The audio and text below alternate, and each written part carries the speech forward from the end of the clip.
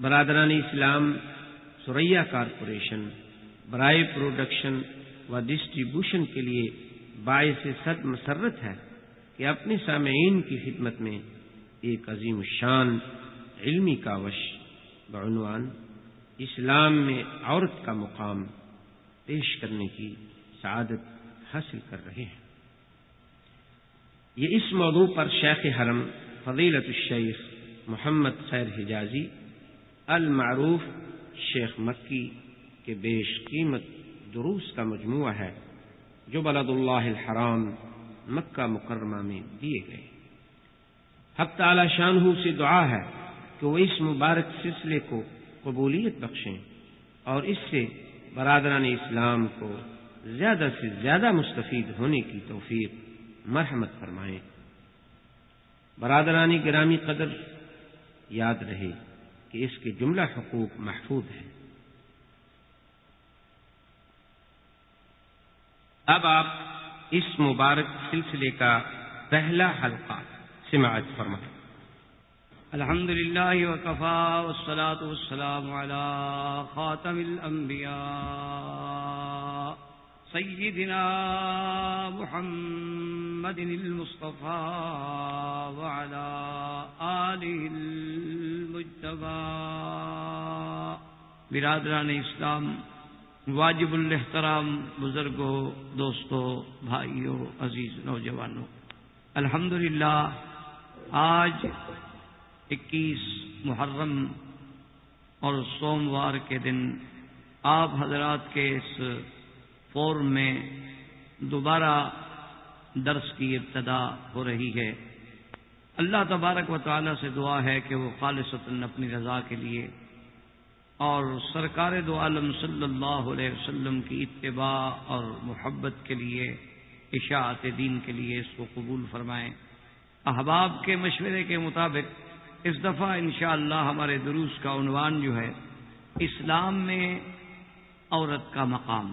تو اللہ تبارک و تعالیٰ کی توفیق سے، عنایت سے کوشش کریں گے ہم کہ قرآن و سنت کی روشنی میں صلحاء، فقہاء، سلف صالحین کے فرامین کی روشنی میں ہم اس موضوع کے بارے میں کچھ باتیں عرض کر سکیں۔ سب سے پہلی بات تو آپ یہ ذہن میں رکھ لیں کہ تمام دنیا میں ہزاروں سال گزر چکے، جیسے بعض لوگ کہتے ہیں کہ 6000 سال گزرے ہیں، اللہ عالم، اور یہ تو حقیقت ہے کہ زیادہ گزر چکا ہے اور تھوڑا باقی رہ گیا ہے، یعنی اس دنیا کو ختم ہونے کا وقت جو ہے اب زیادہ بیت گیا ہے اور تھوڑا باقی۔ علامات قیامت میں سے بڑی بڑی نشانیاں گزر چکی ہیں اور بڑی بڑی نشانیاں اب ہمارے سامنے ہیں اور بڑی بڑی نشانیاں آنے والی۔ تو اس سارے مرور زمانے میں جو زیادہ تر تہذیبیں روح شناس ہوئیں، معروف ہوئیں، جن کا مقصد یہ ہے کہ تاریخوں میں، کتابوں میں ذکر آیا، کیونکہ ایسی بھی تو بہت ساری قومیں ہیں نا کہ جن کا ذکر ہی نہیں، جیسے عرب باعدہ ہیں، یعنی وہ عرب جن کو ہلاک کر دیا گیا، اللہ نے ہلاک کر دیا، ان کا نسل، ان کا نام تک بھی باقی نہیں۔ اسی طرح بڑی بڑی اقوام ہیں، جیسے قوم عاد ہے، قوم ثمود ہے، قوم لوط ہے، قوم شعیب ہے، قوم فرعون ہے، تو ان کا معظم حصہ جو ہے بالکل ختم کر دیا گیا۔ اگر اللہ قرآن پاک میں ذکر نہ فرماتے تو کسی کو پتہ ہی نہیں چلتا کہ کیا ہوا، یعنی کون جانتا کہ قوم عاد کون تھی۔ زیادہ سے زیادہ ہم آثار قدیمہ کو اگر ڈھونڈ بھی نکالتے تو ایک اشارات ملتے، جیسے ہمارے ہاں مہنجو دڑو ہے یا ہڑپا ہے یا اور بھی دنیا میں آثار قدیمہ ڈھونڈ رہے ہیں کہ جتنی 1000 سال پہلے کی بات ہے، لیکن یہ تو اللہ کی عنایت تھی کہ اللہ نے انباء غیب میں اپنے سب سے محبوب پیغمبر، افضل الانبیاء، سید الرسل، امام الانبیاء، خاتم الانبیاء حضرت محمد مصطفیٰ صلی اللہ علیہ وسلم سے پر اقوام عالم کا ایک تذکرہ فرما دیا قرآن میں کہ ہمیں معلوم ہو گیا۔ تو آج کل جو تاریخ میں معروف تہذیبیں ہیں، جیسے تہذیب فارس، اسی طرح تہذیب روم ہے، کیونکہ اس دور میں سپر پاور یہی تھی، یا فارس تھی یا رومن امپائر۔ اسی طرح تہذیب یونان ہے، اسی طرح تہذیب مصر ہے، یعنی یہ تہذیبیں ہیں جن کا ذکر ہمیں تاریخ کی روشنی میں ملتا ہے، کیونکہ اس دور کی بڑی طاقتیں بھی یہی تھی۔ فارس تھے، روم تھے۔ فارس کے لوگ جو ہیں وہ کسریٰ کہلاتے تھے اور روم والے ہرقل کہلاتے تھے۔ تو اس لیے ایک تو ہمیں تہذیب فارس سے معلومات ہوتے ہیں، اور تہذیب روم سے، تہذیب مصر سے، اور تہذیب یونان سے، اور اس کے ساتھ پھر اور زیادہ قریب آ جائیں تو پھر جاہلیت عربیہ، یعنی اسلام سے پہلے کا جو دور ہے وہ دور جاہلیت۔ ان تمام تہذیبوں میں، ان تمام ادوار میں آپ دیکھیں گے، آپ حیران ہوں گے کہ سب سے نعوذ باللہ حقیر چیز اور نجس چیز اور سخت المتاع، گری پڑی چیز جو ہے وہ عورت۔ میں نے آپ اندازہ کریں کہ رومن تہذیب میں تو یہ بھی جائز تھا کہ ایک خامن جو ہے اگر وہ چاہے تو اپنی بیوی کو قتل کر دے، اس سے کوئی پوچھنے والا نہیں، یعنی اس کو قتل کرنے کا قانونی حق تھا۔ اسی طرح آپ دیکھیں کہ فارسی میں آج بھی عورت کو زن کہتے ہیں۔ اسی طرح آپ تہذیب مصر کو دیکھیں کہ وہاں عورتوں کو باقاعدہ منڈیاں لگتی تھیں اور بازاریں سجتی تھیں اور عورتوں کو بیچا جاتا تھا، جیسے کہ عام آپ جانور بیچتے ہیں، اور جناب ان کے بیچنے والے دلال ہوتے تھے، پھر ان کے حسن کی تعریفیں ہوتی تھیں، ان کے ایک ایک عضو کو، ایک ایک بوٹی کو، ایک ایک بدن کی انگلی کو پیش کیا جاتا تھا خریداروں کے سامنے۔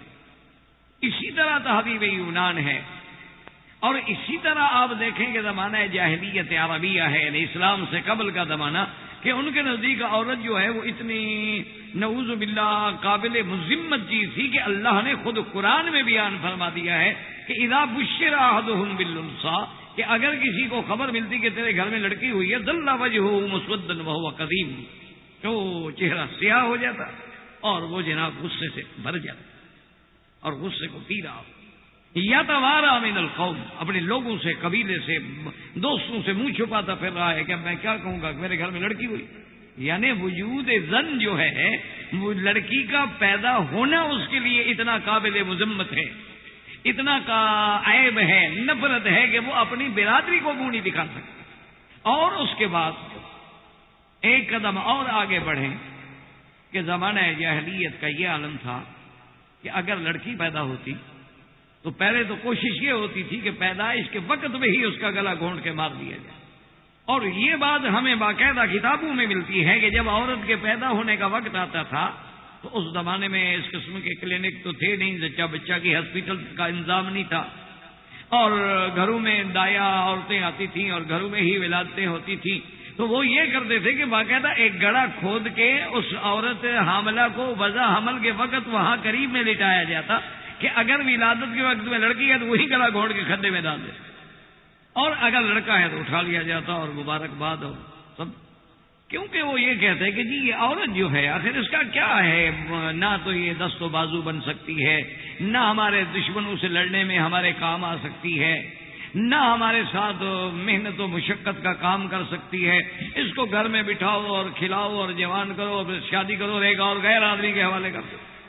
اسی طرح مذہب مجوس میں، مجوس کہتے ہیں آگ پرست، جنہیں آپ آتش پرست کہتے ہیں، آج بھی وہ لوگ موجود ہیں، پارسی کہلاتے ہیں، آج بھی وہ کافی یعنی بہرحال انڈو پاک میں موجود ہیں اور وہ اپنے آپ کو پارسی کہلاتے ہیں، ان کے بڑے بڑے کاروبار ہیں، بزنس ہے، لیکن ان کا ایک عقیدہ ہے کہ وہ سب کچھ جو ہے وہ آگ کو سمجھ، وہ کہتے ہیں حرارت ہے تو بندہ ہے نا، حرارت نہیں تو بندہ مر گیا، گاڑی میں حرارت ہے تو گاڑی چلے گی، ٹھنڈی ہوگی تو کھڑی ہو جائے گی، تو کہتے ہیں کہ ساری چیزوں کا اس نظام کو چلانا جو ہے یہ حرارت علامت حیات ہے اور برودت علامت موت ہے، اور جو چیز حرارت پہنچانے والی ہے لہذا اسی کی پوجا کر رہے ہیں۔ شیطان بھی تو بڑا ملعون ہے نا، اللہ نے اس کو آگ سے پیدا کیا، اس نے آگ کا پوجا کروا دیا، اللہ تبارک و تعالیٰ نے شیطان کو آگ سے پیدا کیا ہے نا، تو اس لیے اس نے آگ کو بھی نعوذ باللہ یعنی قابل پرستش بنا دیا، قابل عبادت بنا دیا، کہ ان کے باقاعدہ جو معبد ہوتے ہیں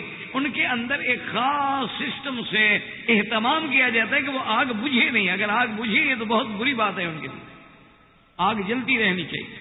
تو بہرحال تو جو مجوس ہیں ان کے نزدیک تو یہ عالم ہو گیا تھا کہ وہ یہ کہتے تھے کہ بھئی اب لڑکی ہمارے گھر میں پیدا ہوئی ہے، ہم نے اس کو پالا ہے، پوسا ہے، جوان کیا ہے، اب ایک اور لڑکے کو ہم دے دیں، کسی غیر کو پکڑ کے دے دیں، یہ کیا بات ہوئی؟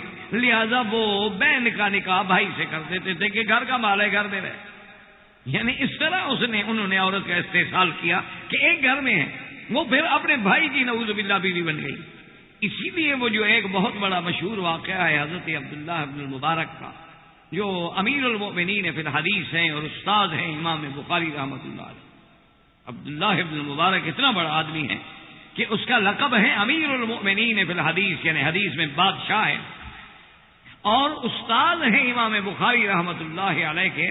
اور بعض علماء اور محدثین نے لکھا ہے کہ اللہ کا اتنا مقبول بندہ ہے کہ اس کا ذکر کرو تو اللہ کی رحمت آ جاتی ہے، یعنی عبداللہ ابن المبارک رحمۃ اللہ علیہ اتنی شان والے ہیں اور اتنا بڑا مقام ہے ان کا کہ آپ خود اندازہ کریں کہ آخر امام بخاری جیسا انسان، عظیم انسان، حافظ الحدیث اور اتنا بڑے مرتبے والا جس کا شاگرد ہو، اور یہ بھی اپنے دماغ میں رکھ لیں کہ امام ابو حنیفہ کا شاگرد ہے۔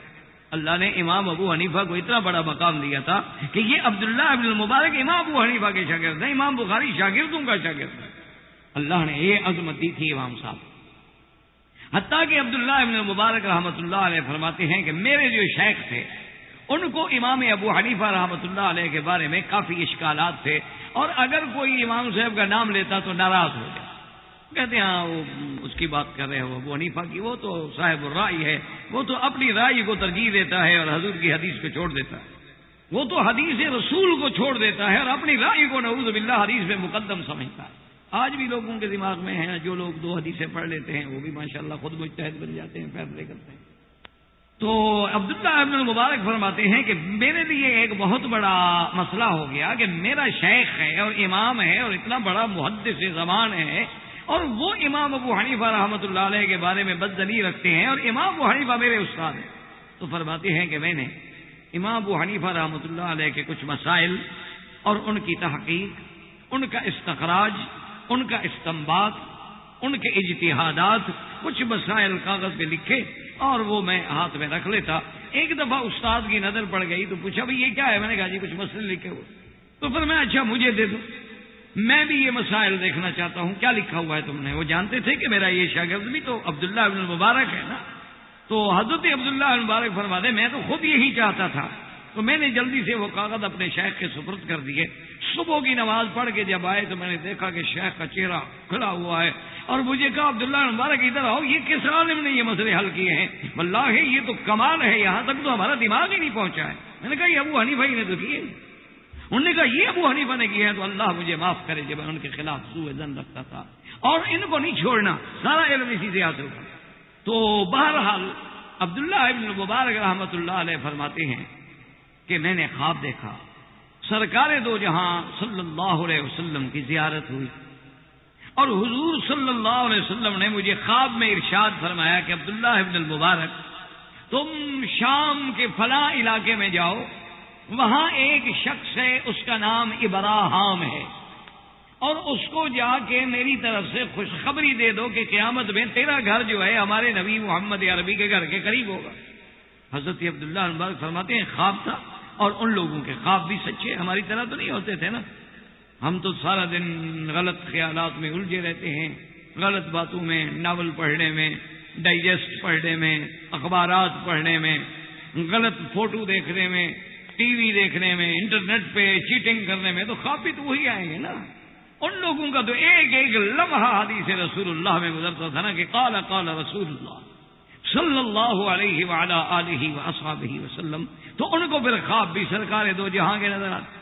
ہمارے تو گناہوں کی وجہ سے ایسا کوئی دلوں پہ زنگ لگا ہے کہ لاکھ تصور کریں، ہمیں تو تصور میں مدینہ منورہ بھی نہیں آتا، زیارت تو بڑی بات ہے۔ اتنے دل ہمارے سیاہ ہو چکے ہیں، اتنی گناہوں کی قدورتیں چھا گئی ہیں، اور اتنی ہمارے گھریلو ماحول اور دوستوں کے ماحول کے اثرات سیئہ آ گئے ہیں کہ اتنا بڑا مدینہ منورہ کا شہر ہے، حضور کا روضہ مبارک ہے، مسجد نبوی ہے، لیکن تصور کریں تصور میں بھی نہیں آتا ہے۔ وجہ کیا ہے؟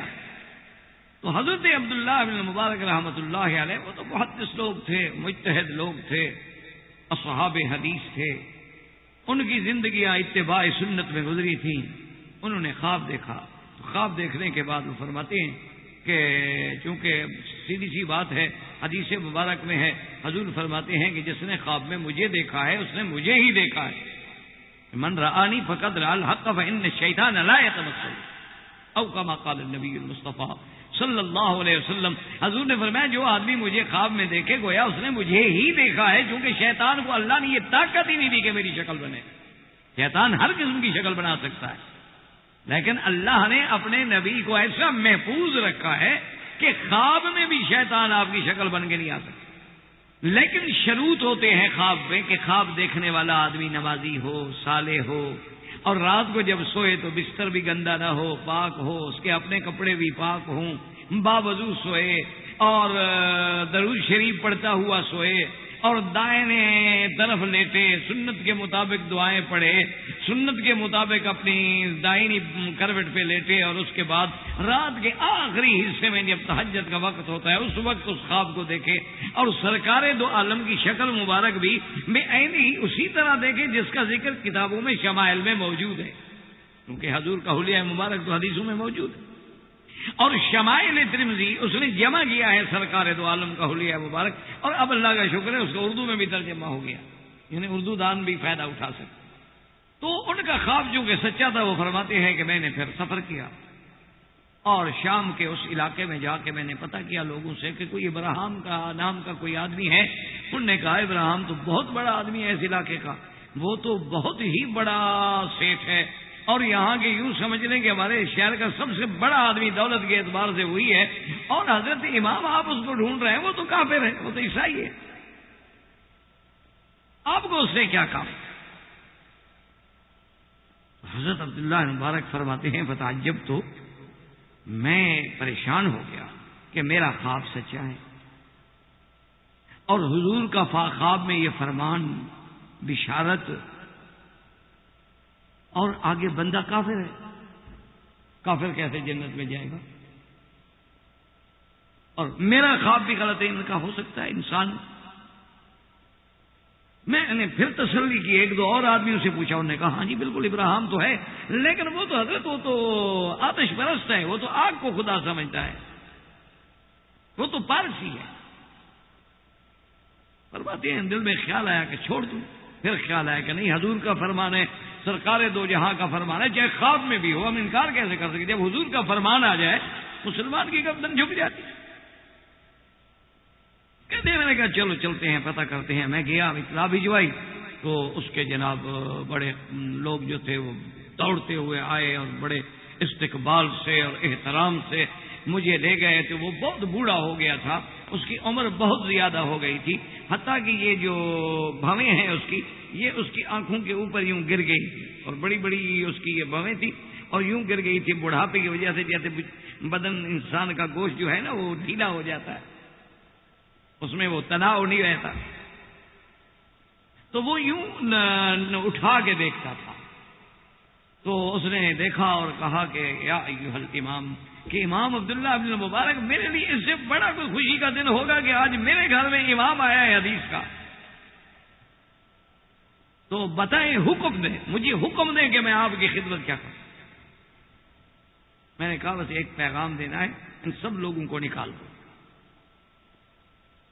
اس نے سارے لوگوں کو نکال دیا. میں نے کہا کہ مجھے اپنے سرکار خاتم الانبیاء سیدنا محمد مصطفیٰ صلی اللہ علیہ وسلم کی خواب میں زیارت ہوئی ہے، اور میں نے خواب میں دیکھا ہے، اور حضور نے یہ خوشخبری دی ہے کہ تیرا گھر قیامت میں میرے گھر کے قریب ہوگا جنت میں. میں نے بس یہ پیغام پہنچانا تھا. خواب ہے لیکن حضور کا فرمان ہے، میں ٹال نہیں سکتا. ہے خواب لیکن بہرحال خواب ہے، اور خواب میں جب حضور فرماتے ہیں جو مجھے دیکھے حق دیکھا اس نے، سچ دیکھا اس نے، جھوٹ ہو ہی نہیں سکتا. تو اس حکم کے تابع، ورنہ میرا تیرے گھر میں کیا کام. لیکن امام صاحب نے فرمایا کہ ابراہیم ایک بات بتاؤ، کیا تم نے یار ایسا اچھا کام کیا ہے کہ ہمارے نبی تمہیں خوشخبریاں دے رہے ہیں. تو اب جس لیے میں نے ساری تمہید باندھی اور قصہ کیا، تو اس نے کہا ہاں ایک میں نے کہا بڑا اچھا کیا ہے کہ اپنی میری 2 بیٹیاں ہیں، 2 بیٹے تھے، دونوں کی شادی کر دی تاکہ گھر کی چیز باہر تو نہ جائے. تو یعنی وہ یوں سمجھتے تھے کہ یہ عورت ہے، یہ باہر کیوں جائے، باہر جائے تو پھر جائیداد جائے، باہر جائے تو دولت جائے. آج بھی آپ انڈو پاک میں دیکھ لیں انڈو پاک کا نام اس لیے لے رہا ہوں کہ زیادہ تر ہم لوگ وہاں سے تعلق رکھتے ہیں کہ اتنے بڑے بڑے جاگیردار سرمایہ دار صنعت کار ہیں جن کی بیٹیاں گھر میں بیٹھے بیٹھے بوڑھی ہو گئی لیکن شادی نہیں کی، کوئی جائیداد میں حصہ دینا پڑے. اور آپ کے انڈو پاک میں یہ بلا مبالغہ کہہ سکتا ہوں کہ 80% لوگ جو ہیں اپنی بیٹیوں کو جائیداد تک نہیں دیتے. کہتے ہیں عورت کا کیا ہے، بس ہم نے شادی کر دی، لڑکی کو پالا پوسا اور اس کی شادی پہ جناب ہم نے اتنا جہیز دیا، اتنا خرچ کیا، اب وہ پھر ہماری جائیداد میں بھی وارث ہے، تو جہیز کا کیا تعلق ہے میراث سے؟ تو اب بھی عورت مظلوم ہے، اب بھی عورت مقہور ہے. اگر آپ ٹھنڈے دل سے غور کریں گے، جو یورپ عورت کی آزادی اور آزادی نسواں کے بڑے بڑے جناب اچھے اچھے بینر لگاتے ہیں اور بڑی NGOs ان کی کام کرتی ہیں اور افواہ کے نام سے بڑی بڑی تنظیمیں قائم کی جاتی ہیں، آج بھی عورت مقہور ہے، مظلوم ہے، مجبور ہے.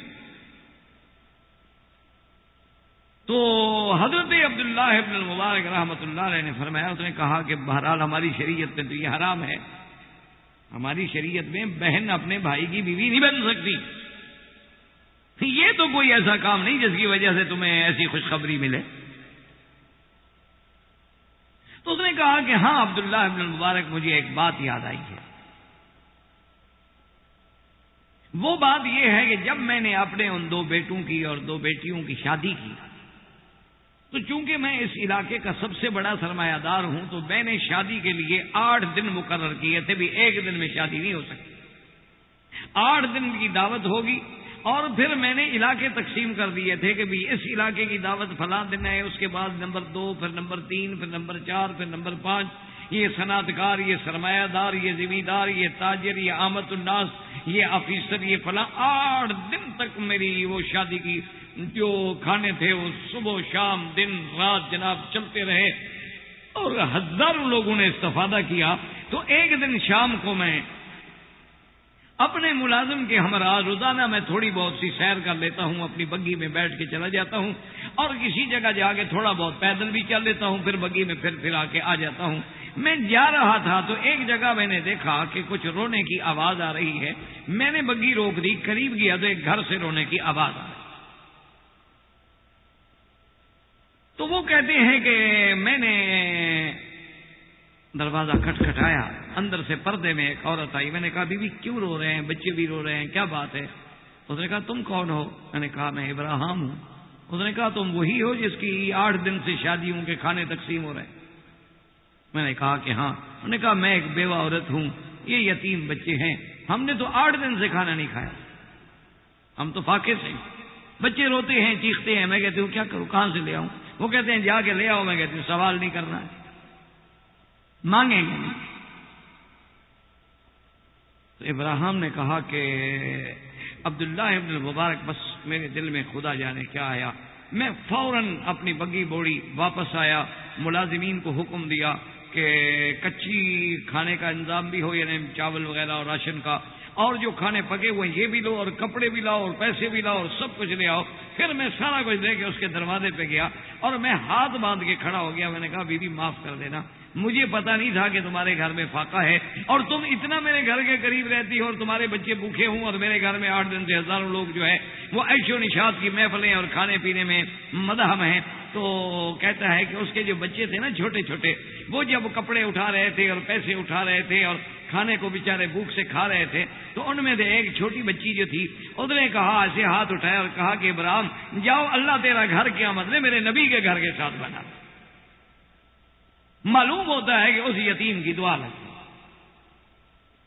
تو عبداللہ ابن مبارک نے فرمایا کہ ہاں ہو سکتا. انہوں نے کہا اچھا مجھے اجازت. اس نے کہا کہاں اجازت، تو مجھے کلمہ پڑھاؤ، اجازت کیسے دے دوں؟ اب اتنی بڑی خوشخبری لائے ہو اور پھر مجھے اس جہنم کے دروازے چھوڑ کے جا رہے. تو حضرت عبداللہ ابن مبارک کے ہاتھ پہ وہ مسلمان ہوئے. گو یہ مستطرف کتاب میں ایک واقعہ آیا ہے، اور اس کے حقائق کا علم تو اللہ کو ہے، چونکہ ایک تاریخی کتاب ہے، اس کا تعلق کوئی حدیث و قرآن سے تو ہوتا نہیں ہے، لیکن کہنے کا مقصد یہ تھا کہ عورت کو اتنا ذلیل سمجھا گیا، چاہا تو بیٹے کو دے دی، چاہا تو بھائی کو دے دی، چاہا تو جناب اس کو زندہ درگور کر دیا، چاہا تو اس کو زندہ دفن کر دیا، چاہا تو جائیداد سے محروم کر دیا، چاہا تو اس کی بولی لگا۔ آج بھی آپ دیکھ لیں اس پڑھی لکھی دنیا میں، اس جدید معاشرے کہ تمام وہ امور جو ہیں، یعنی آپ کے ہوائی جہاز نہیں اڑ سکتے، ایئر ہوسٹس عورت، کیوں بھائی؟ نہیں، آخر مجھے قائل کریں، مجھے سمجھانے کی کوشش کریں، چونکہ ہم تو دقیانوسی لوگ ہیں نا، ملا لوگ، پرانے خیالات والے لوگ، مجھے آخر قائل کریں کہ بھی 30,000 فٹ کی بلندی پہ جانے کے بعد صرف لڑکیوں کو اور ڈھونڈ ڈھونڈ کے خوبصورت اور کنواری اور اچھی لڑکیاں رکھنے کی آخر وجہ کیا ہے؟ مجھے سمجھائیں، کیا ان کے بغیر جہاز نہیں اڑ سکتا؟ وہ جہاز اڑاتی ہیں، یعنی اس مقام پہ مردوں کی خدمت کرنے کے لیے اگر ضرورت پڑی ہے تو کون؟ عورت۔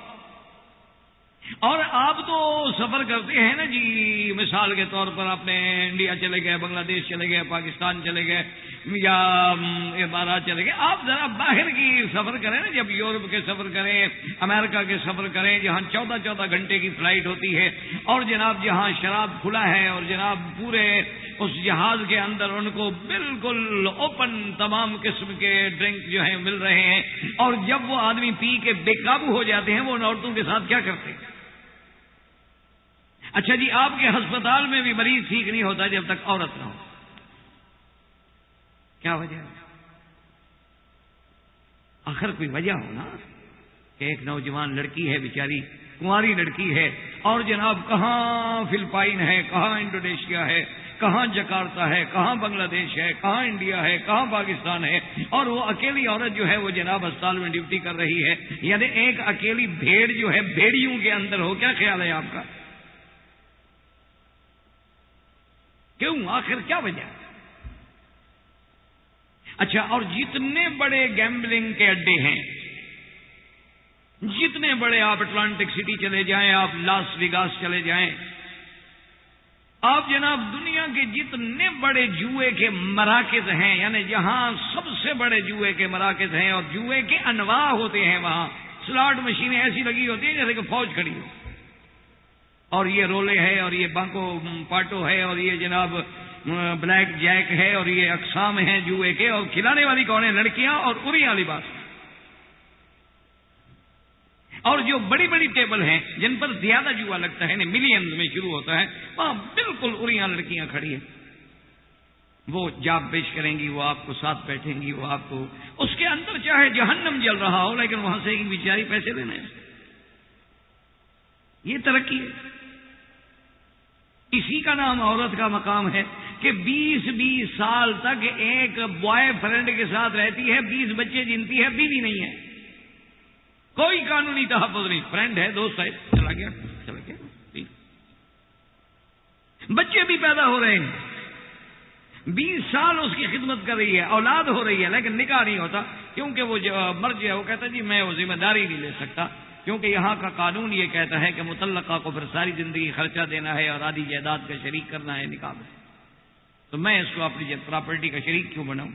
اس کی تم عزت لوٹ رہے ہو، لیکن پراپرٹی کا شریک بنانا نہیں چاہتے ہو، یہ عزت ہے؟ یعنی آپ اندازہ کریں، ایک ہے نا یہ تصورات اور جناب اشتہارات اور فلاں، اچھا اسی طرح آپ دیکھیں کہ دنیا کی کوئی ادنا سے ادنا چیز آپ نہیں بیچتے مگر اوپر عورت کا فوٹو لگائیں، سگریٹ بیچو عورت کا فوٹو لگائیں، یعنی اس سے بڑی بے حیائی کی دنیا میں کوئی بات ہوگی کہ مردوں کی طاقت کی دوا بیچو تو ساتھ فوٹو عورت کا ہے، یہ عورت کی عزت ہے، یہ مقام ہے عورت کا۔ اور آج بھی ہمارے ہاں دیہاتوں میں سمجھا جاتا ہے کہ عورت کیا ہے جی، پاؤں کی جوتی ہے، جب چاہو بدل دو، عورت کیا ہے؟ اور آج بھی آپ جا کے دیکھیں جاپانیز میں یا بعض جرمن علاقوں میں، کہ وہاں یہ بعض چائنا کے علاقوں میں، کہ وہاں عورت کو یہ حق نہیں پہنچتا کہ وہ خاوند کے سامنے ٹیبل پہ بیٹھ کے کھانا کھا سکے، وہ کھڑی ہے، کھانے کھلائے گی، اس کے نزدیک خاوند دیوتا ہے، اس کی ذمہ داری ہے کہ وہ خاوند کے سامنے بالکل کھڑی ہے۔ اور اس وقت پورے عالم میں یہودیت جو اپنے آپ کو کہتے ہیں کہ سب سے بڑی جو قابل عزت اور قابل قدر قوم ہے وہ صرف یہودی ہیں، باقی تو وہ کہتے ہیں جانور ہیں۔ یعنی یہود اپنے سوا کسی دوسرے کو انسان ماننے کے لیے بھی تیار نہیں، وہ کہتے ہیں یہ حیوان ہیں، یہ اس لیے پیدا ہوئے ہیں کہ ہم ان پر حکومت کریں۔ وہ کہتے ہیں دیکھو تمہارا اپنا قرآن کہتے ہیں فضلناکم علی العالمین۔ اسی لیے آج بھی پوری دنیا میں اگر کوئی آدمی یہودی مذہب اختیار کر لے اس کو یہودیت میں شامل نہیں کریں گے۔ یعنی آپ دیکھیں ہر مذہب کوشش کرتا ہے کہ میرے لوگ بڑھیں، میرے پیروکار بڑھیں، میرے ماننے والے بڑھیں، میرا تعداد بڑھے۔ یہ ایک ایسا مذہب ہے کہ اپنے اندر اور کسی کو نہیں آنے دیتا، اور دیکھ لیں ان کو علم میں، ٹیکنالوجی میں، تعلیم میں اتنے آگے نکل گئے ہیں کہ بڑی بڑی طاقتیں جو ہیں آج ان کی لگامیں ان کے ہاتھ میں، جانے فرنگ پنجہ یہود میں ہے۔ لیکن اس یہودی کے نزدیک عورت جو ہے ایک نجاست، نجس چیز ہے، پلید چیز۔ ان کے نزدیک عورت کا مقام یہ ہے کہ وہ کہتے ہیں کہ عورت کیا ہے، وہ کہتے ہیں یہ تو ایک نجس چیز ہے۔ یعنی حتیٰ کہ جس دن عورت کے ایام حیض آ جائیں، اس کے ماہواری کے دن ہیں، منتھلی کورس کے دن ہیں، وہ اس کو یہ حق نہیں پہنچتا کہ وہ گھر کے ڈرائنگ روم میں یا ڈائننگ میں یا بیڈ روم میں خاوند کیا ہے، الگ دور گھر کے ایک کمرہ ہوگا، اس میں اس کو پھینک دیں گے، اس کے برتن الگ، کپڑے الگ، لباس الگ، اور وہ کسی کے سامنے نہیں آ سکتی جب تک پاک صاف ہو کے غسل کر کے لباس بدل کے نہیں آئے، 6-8 دن لگ جائیں۔ یعنی وہ کہتے ہیں کہ یہ تو اتنی نجس چیز ہے، یہ تو اس قابل ہی نہیں۔ اور پھر یہ اس کی سب سے بڑی دلیل نجاست ہے کہ دیکھ اس کا ایام خون ہے، اور یعنی وہ قریب نہیں آ سکتی۔ اور یہی وہ تصورات تھے جو نعوذ باللہ دماغوں میں بٹھا دیے گئے، داخل کر دیے گئے کہ عورت کیا ہے جی، عورت ایک بالکل بدی کا محور ہے اور برائی کی پوٹ ہے۔ آپ مجھ سے زیادہ جانتے ہیں، آپ پڑھے لکھے لوگ ہیں، ڈاکٹر ہیں ماشاءاللہ، انڈیا کو زیادہ سمجھتے ہیں۔ آج بھی وہاں رسم ہے ستی ہو جانا۔ ستی کا معنی مختصراً یہ ہے کہ اگر ایک نوجوان لڑکی ہے بیچاری، شادی ہوئی، خاوند مر گیا، تو وہ بعض قبائل ہیں جن کے اندر آج بھی یہ رسم موجود ہے، یہ نہیں کہ تھی پرانے زمانے میں، آج بھی موجود ہے کہ وہ جب چتا بنائیں گے خاوند کی تو اس کی بھی چتا ساتھ بنائیں گے کہ وہ بھی زندہ جل جائے، کہ جب خاوند مر گیا اس کو دنیا میں رہنے کا کیا حق ہے۔ ستی ہو جاتی ہے جی۔ اسی ستی سے دوستی نکلا ہے نا، یہ جو آپ دوستی کرتے ہیں نا، اصل میں یہ اسی لفظ ستی سے ہے کہ دوستی میں دو ستی ہوتے ہیں دل، تب کہیں بنتی ہے جا کر دو ستی۔ آپ کے ہاں تو خیر دوستی کا یہ تصور نہیں، آج کل تو پیسے کی بات ہے، دوستی کہاں رہی۔ یہ پرانے لوگ تھے پاگل جو کہہ گئے۔ تو بہرحال میرے کہنے کا مقصد یہ تھا کہ اب دیکھیں جی خاوند تو چلو مر گیا، اس عورت کا کیا گناہ ہے کہ اس کو ساتھ زندہ جلا دو۔ یہ بھی اچھی طرح اب بھی یہ تہذیب میں موجود ہے کہ لڑکی کی عمر 8 سال ہے، 4 سال ہے، 2 سال ہے۔ اچھا کبھی یہ بھی ہوتا ہے کہ لڑکی جو ہے اس کی عمر 18 سال ہے اور دولہے کی عمر 6 سال ہے، شادی ہو جاتی ہے۔ دولہا 6 سال کا ہے، وہ بیچارہ اپنا فیڈر ہاتھ میں لے کے آتا ہے شادی والے دن۔ یعنی اندازہ کریں آپ ظلم دیکھیں۔ اچھا ہمارے ہاں جیسے آپ کے انڈیا میں بھی ہے، یہ جو آپ کا علاقہ ہے راجستھان ہے، جیسلمیر ہے، جے پور ہے، جودھ پور ہے، بھرت پور ہے، اسی طرح پھر آگے ہمارے سندھ میں آ جائیں، جیسے ہمارا پھر کراچی ہے، یہ پرانے دور میں یہ دیبل کہلاتا تھا، آگے ٹھٹھا ہے، لڑکانہ ہے، سکر ہے، سندھ ہے، ہڑپا ہے، موہنجو دڑو ہے اور روڑی ہے، یہ سارا علاقہ جو ہے ابھی تک اس میں ابھی بھی کاروکاری ہے۔ کاروکاری کیا ہوتی ہے جناب کہ اگر کسی عورت پہ الزام لگ جائے، اچھا اس الزام کی تحقیق کرنے کی بھی ضرورت نہیں، یہ بھی ضروری نہیں ہے کہ وہ الزام سچا ہو، بس الزام ہے لگ گیا۔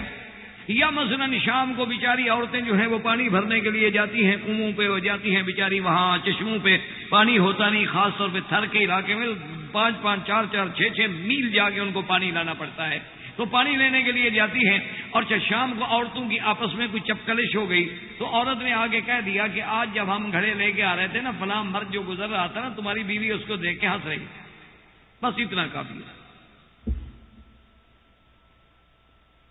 اس کو یہ کان یعنی اپنی برادری کا جرگہ یہ اختیار دیتا ہے کہ اپنی بیوی کو جا کے قتل کر دے، اور اسی کو مرد سمجھا جاتا ہے کہ ہاں یہ دیکھو جی جوان ہے نا، دیکھو جی بہادر جوان ہے نا، غیرت ہے نا جی، بے غیرت تھوڑا تھا کہ اپنا بس سن کے چپ ہو جاتا، جوان آدمی ہے۔ اور خدا کی شان دیکھو کہ اس قانون، اس جبر عورت پر جو قہر ہے، جو جبر ہے، جو کاری کر کے قتل کر دی جا رہی ہے، اس کے والدین بھی نہیں بول سکتے، یعنی اس لڑکی کے ماں باپ بھی نہیں بول سکتے، وہ بھی کہیں گے ہاں ٹھیک ہے چلو، کیوں بولتے ہیں تو پھر جرگہ ان کے خلاف آ جاتا۔ اچھا، پھر یہ بھی عجیب بات ہے کہ بعض اوقات مثلا عورت کاری ہو گئی، الزام لگ گیا، لیکن عورت بھاگ گئی، چپ گئی، بھاگ کے اگر علاقے کے سردار کے گھر میں پناہ لے لے تو پھر جائز ہے، پھر کوئی نہیں مارتا اس کو۔ اور سردار کے گھر میں جناب 200 کاری عورتیں ہوتی، 100 عورت ہے، 200 عورت ہے، 300، جتنا بڑا سردار اتنا عورتیں دیا تھا۔ اور پھر سردار کیا کرے گا؟ جب تک اس کا اپنا دل رہے گا، اس قابل ہوگی تو سردار کی نظر، ورنہ سردار کے نوکروں کی نظر، سردار کی اولاد کی رشتہ داروں کی نظر، جو اس کے بعد بالکل کسی قابل نہیں رہے گی، کسی کو بیچ دے گا 10,000 20,000 کی۔ جیسے آپ بھیڑ بیچتے ہیں، بکری بیچتے ہیں، عورت بیچتی، اب وہ ہوتی ہے، اس دور میں ہوتا ہے جسے آپ آزادی کا دور کہتے ہیں، جسے آپ جناب علم کا دور کہتے ہیں، یہ اس دور میں ہو رہا ہے عورت کے ساتھ۔ اور جاہلیت میں تو اس سے آگے ہے کہ اگر کوئی لڑکی پیدا ہو گئی تو پیدا ہونے کے بعد بھی اس کو معاف نہیں کیا جاتا تھا۔ 2 سال گزر گئے، 4 سال گزر گئے، 5 سال گزر گئے، بڑی ہو گئی تو باپ اس کو طریقے سے لے جاتا اور جنگل میں جا کے گڑھا کھودتا، اور گڑھا کھود کے اس کی گردن پہ خود اپنی تلوار چلا کے اس کو دفن کر دیتا۔ حتیٰ کہ ایک آدمی اسلام لانے کے بعد حضور صلی اللہ علیہ وسلم کی خدمت میں آیا اور کہنے لگا کہ یا رسول اللہ، میں نے اپنی 5 لڑکیوں کو اپنے ہاتھ سے زندہ دفن کر دیا۔ زندہ درگور کا معنی یہی ہوتا ہے، گور معنی قبر، کہ زندہ کو قبر میں ڈال دو۔ حضور صلی اللہ علیہ وسلم حدیث میں آتا ہے فبکا رسول اللہ، حضور رونے لگا، تمہیں رحم بھی نہیں آیا، اپنی بیٹیوں کو تم نے زندہ دفن کر دیا۔ اس نے کہا حضور اس سے آگے سنیں، میں اپنی لڑکی کو لے کے گیا، پہلے میں جنگل میں جا کے اس کے لیے گڑھا وڑا تیار کرایا، میں اس لڑکی کو لے کے گیا اور بڑے طریقے سے اور پھسلا پھسلو کے، اور جب اس گڑھے کے قریب میں گیا تو گڑھے کو میں نے کہا تھا کہ اسے شک نہ ہو کہ مجھے یہ مارنے کے لیے لایا ہے یا کیا بات ہے، تو میں گڑھے میں اترا اور میں نے اس کی مٹی کی صفائی کرنی شروع کر دی، تو وہ مٹی اڑ کے جب میرے منہ پہ پڑے تو وہ بچی اپنا دوپٹہ لے کے میرا منہ صاف کرے کہ ابا جان تمہارے منہ پہ مٹی پڑ رہی ہے۔ حضور نے میں پھر بھی تو میرا ہم نہیں آئے گا، یا رسول اللہ نہیں ہے، میں نے پھر بھی زندہ دفن کر۔ اسی کو قرآن نے بیان کیا نا کہ اذا الموءودۃ سئلت بأی ذنب قتلت، اللہ فرماتے ہیں کہ قیامت والے دن اس موعودہ جس کو زندہ دفن کر دیا گیا تھا، وعد البنات، جن بچیوں کو زندہ دفن کیا گیا بغیر کسی جرم کے، معصوم بچیوں کو بلا وجہ والدین نے اپنی عزت جھوٹے انا اور جھوٹے وقار کے لیے قتل کر دیا اور دفن کر دیا۔ قیامت میں اللہ فرماتا ہے وہ پوچھیں گے کہ مولا ہمارے قاتلوں سے پوچھو تو صحیح ہمیں کس گناہ کی سزا دی گئی۔ اذ الموءودۃ سئلت بأی ذنب قتلت، کہ میں کس گناہ کی وجہ سے قتل کی گئی۔ تو اب آپ اندازہ کریں کہ ساری دنیا کی تہذیبوں پہ نظر ڈالیں، آج بھی آپ دیکھ لیں، بہار ہے، بنگال ہے، انڈو پاک ہیں، ان کے علاقے آج بھی عورت جو ہے فروخت ہوتی ہے، عورت بکتی ہے۔ آج بھی عورت کو جوئے پہ لگایا جاتا ہے، جواری کے پاس پیسے ختم ہو گئے، اس نے کہا ٹھیک ہے بادی میں پیسہ تو نہیں ہے، بیوی لگاتا ہوں، یعنی گویا بیوی اس کی ملکیت ہے، وہ جو چاہے جوئے میں ہار دے۔ یعنی آپ حیران ہوں گے، اگر آپ زمانہ جاہلیت کو تو چھوڑ دینا، اگر آپ موجودہ دور کی جاہلیت کا احوال دیکھیں گے تو آپ حیران ہو جائیں۔ اسی طریقے سے اب آپ دیکھیں کہ آپ نے دیکھا ہوگا کہ ہمارے ہاں ہمارے ملکوں میں جب شادیاں ہوتی ہیں جو تصور ہوتا ہے کہ بھئی اس دن دولہا جو ہے اس کو گھوڑے پہ بٹھایا جاتا ہے اور آگے بینڈ باجے ہوتے ہیں اور بڑے تم تراک سے بارات آتی ہے اور جناب اس کا بہت بڑا لمبا ماشاءاللہ اس نے پگڑی سر پہ رکھی ہوتی ہے. ساری زندگی غریب نے تو سر پہ کپڑا نہیں رکھا ہوتا تو شادی والے دن اس کو پگڑی رکھنی پڑتی ہے اور وہ گھوڑے پہ چاہے کبھی زندگی میں بھی غریب کھوتے پہ نہ بیٹھا ہو لیکن اس غریب کو گھوڑے پہ ضرور بٹھائیں گے. جب وہ وہیں بیٹھے بیٹھے آدھا خون اس کا ختم ہو جاتا ہے غریب کا. کبھی گھوڑے پہ چڑھا ہی نہیں غریب, اس کو کیا پتا گھوڑے پہ کیا بیٹھنا ہے. وہ بیچارہ اچھا لوگ سمجھتے ہیں نئی شادی ہے نا شرما رہا ہے, وہ مر رہا ہے شرما کیا رہا ہے بیچارہ. وہ شرمائے تو عورت چلو بھی وہ دلہا کیوں شرمائے.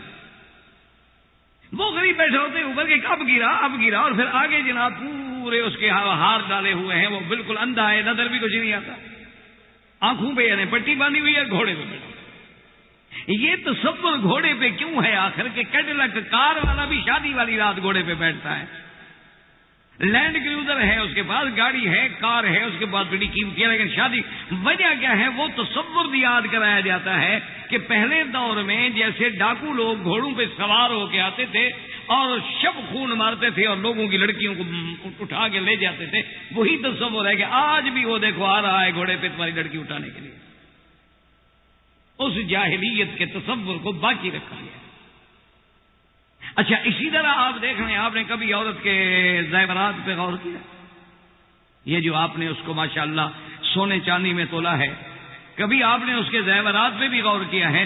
یہ بھی زمانہ جاہلیت کی یادگار ہے کہ وہ جب عورتوں کو لاتے تھے اور پکڑ کے تو پاؤں میں انہوں نے بیڑیاں ڈال دی, ہاتھوں میں ہتھکڑیاں ڈال دی, باندھ کے بٹھا دیا, اور زیادہ عورت شوق ہوئی تو انہیں ناک میں سوراخ کر کے رسی ڈال کے کھینچا, اور شوق ہوئی تو انہیں گلے کے اندر بھی جناب نے کہا گلے میں پٹا ڈال دو, اس کو اس کے کانوں کے اندر سوراخ کر کے ایک ادھر باندھ دو ایک ادھر باندھ دو.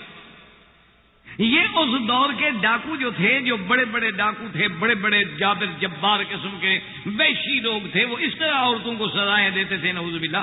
اس کو ذرا ہم نے رنگ بدل دیا ہے کہ وہ ہم نے سارے زیورات ذرا سونے کے بنا کے اس میں ہیرے جڑ کے اور زمرد لگا کے یاقوت لگا کے اسی طرح گلے میں ڈالا ہے, اسی طرح پاؤں میں ڈالا ہے, اسی طرح ہاتھوں میں کڑے ڈالے ہیں, اسی طرح ناک میں نتھ ڈالی ہے, اسی طرح کان میں بالیاں ڈالی ہے وہی تصور. کیونکہ سونے کا ہے, اور بیچاری بھی چپ کر تو خوش ہو جاتی, چلو کوئی جیسے ڈرائیور مل رہا ہے. ورنہ آخر مجھے بتائیں کہ کیا ضرورت ہے آخر اتنے زیورات کی کہ پاؤں میں لازمن ہو, انگوٹھوں میں لازمن ہو, ہاتھ کی انگلیوں میں بھی لازمن ہو, ہاتھوں میں بھی لازمن ہو, اور گلے میں بھی لازمن ہو, کانوں میں بھی سوراخ کر کے ڈالا جائے, ناک میں بھی سوراخ کر کے ڈالا جائے. وجہ کیا ہے؟ اچھا لگتا ہے تو مرد کیوں نہیں کرتا؟ مرد بھی اپنے سوراخ کروا لے, کان میں بھی ناک میں بھی. اگر یہ اچھا لگتا ہے, خوبصورت لگتا ہے. آج کل کچھ کرتے ہیں وہ تو خیر مخنث ہوتے ہیں نا, جو اپنے آپ کو عورتیں بنا کے پیش کرنا چاہتے ہیں, وہ بھی بڑے بڑے بالے کان میں ڈالے ہوتے ہیں. وہ تو خیر یعنی ان لوگوں میں ہے نا جنہیں عربی میں مخنث کہا جاتا ہے. یہ وہ لوگ ہیں اللہ معاف فرمائے کہ جو مرد ہو کر عورتوں کی تشبیہ بناتے ہیں اور عورتیں مردوں کی بناتی ہیں.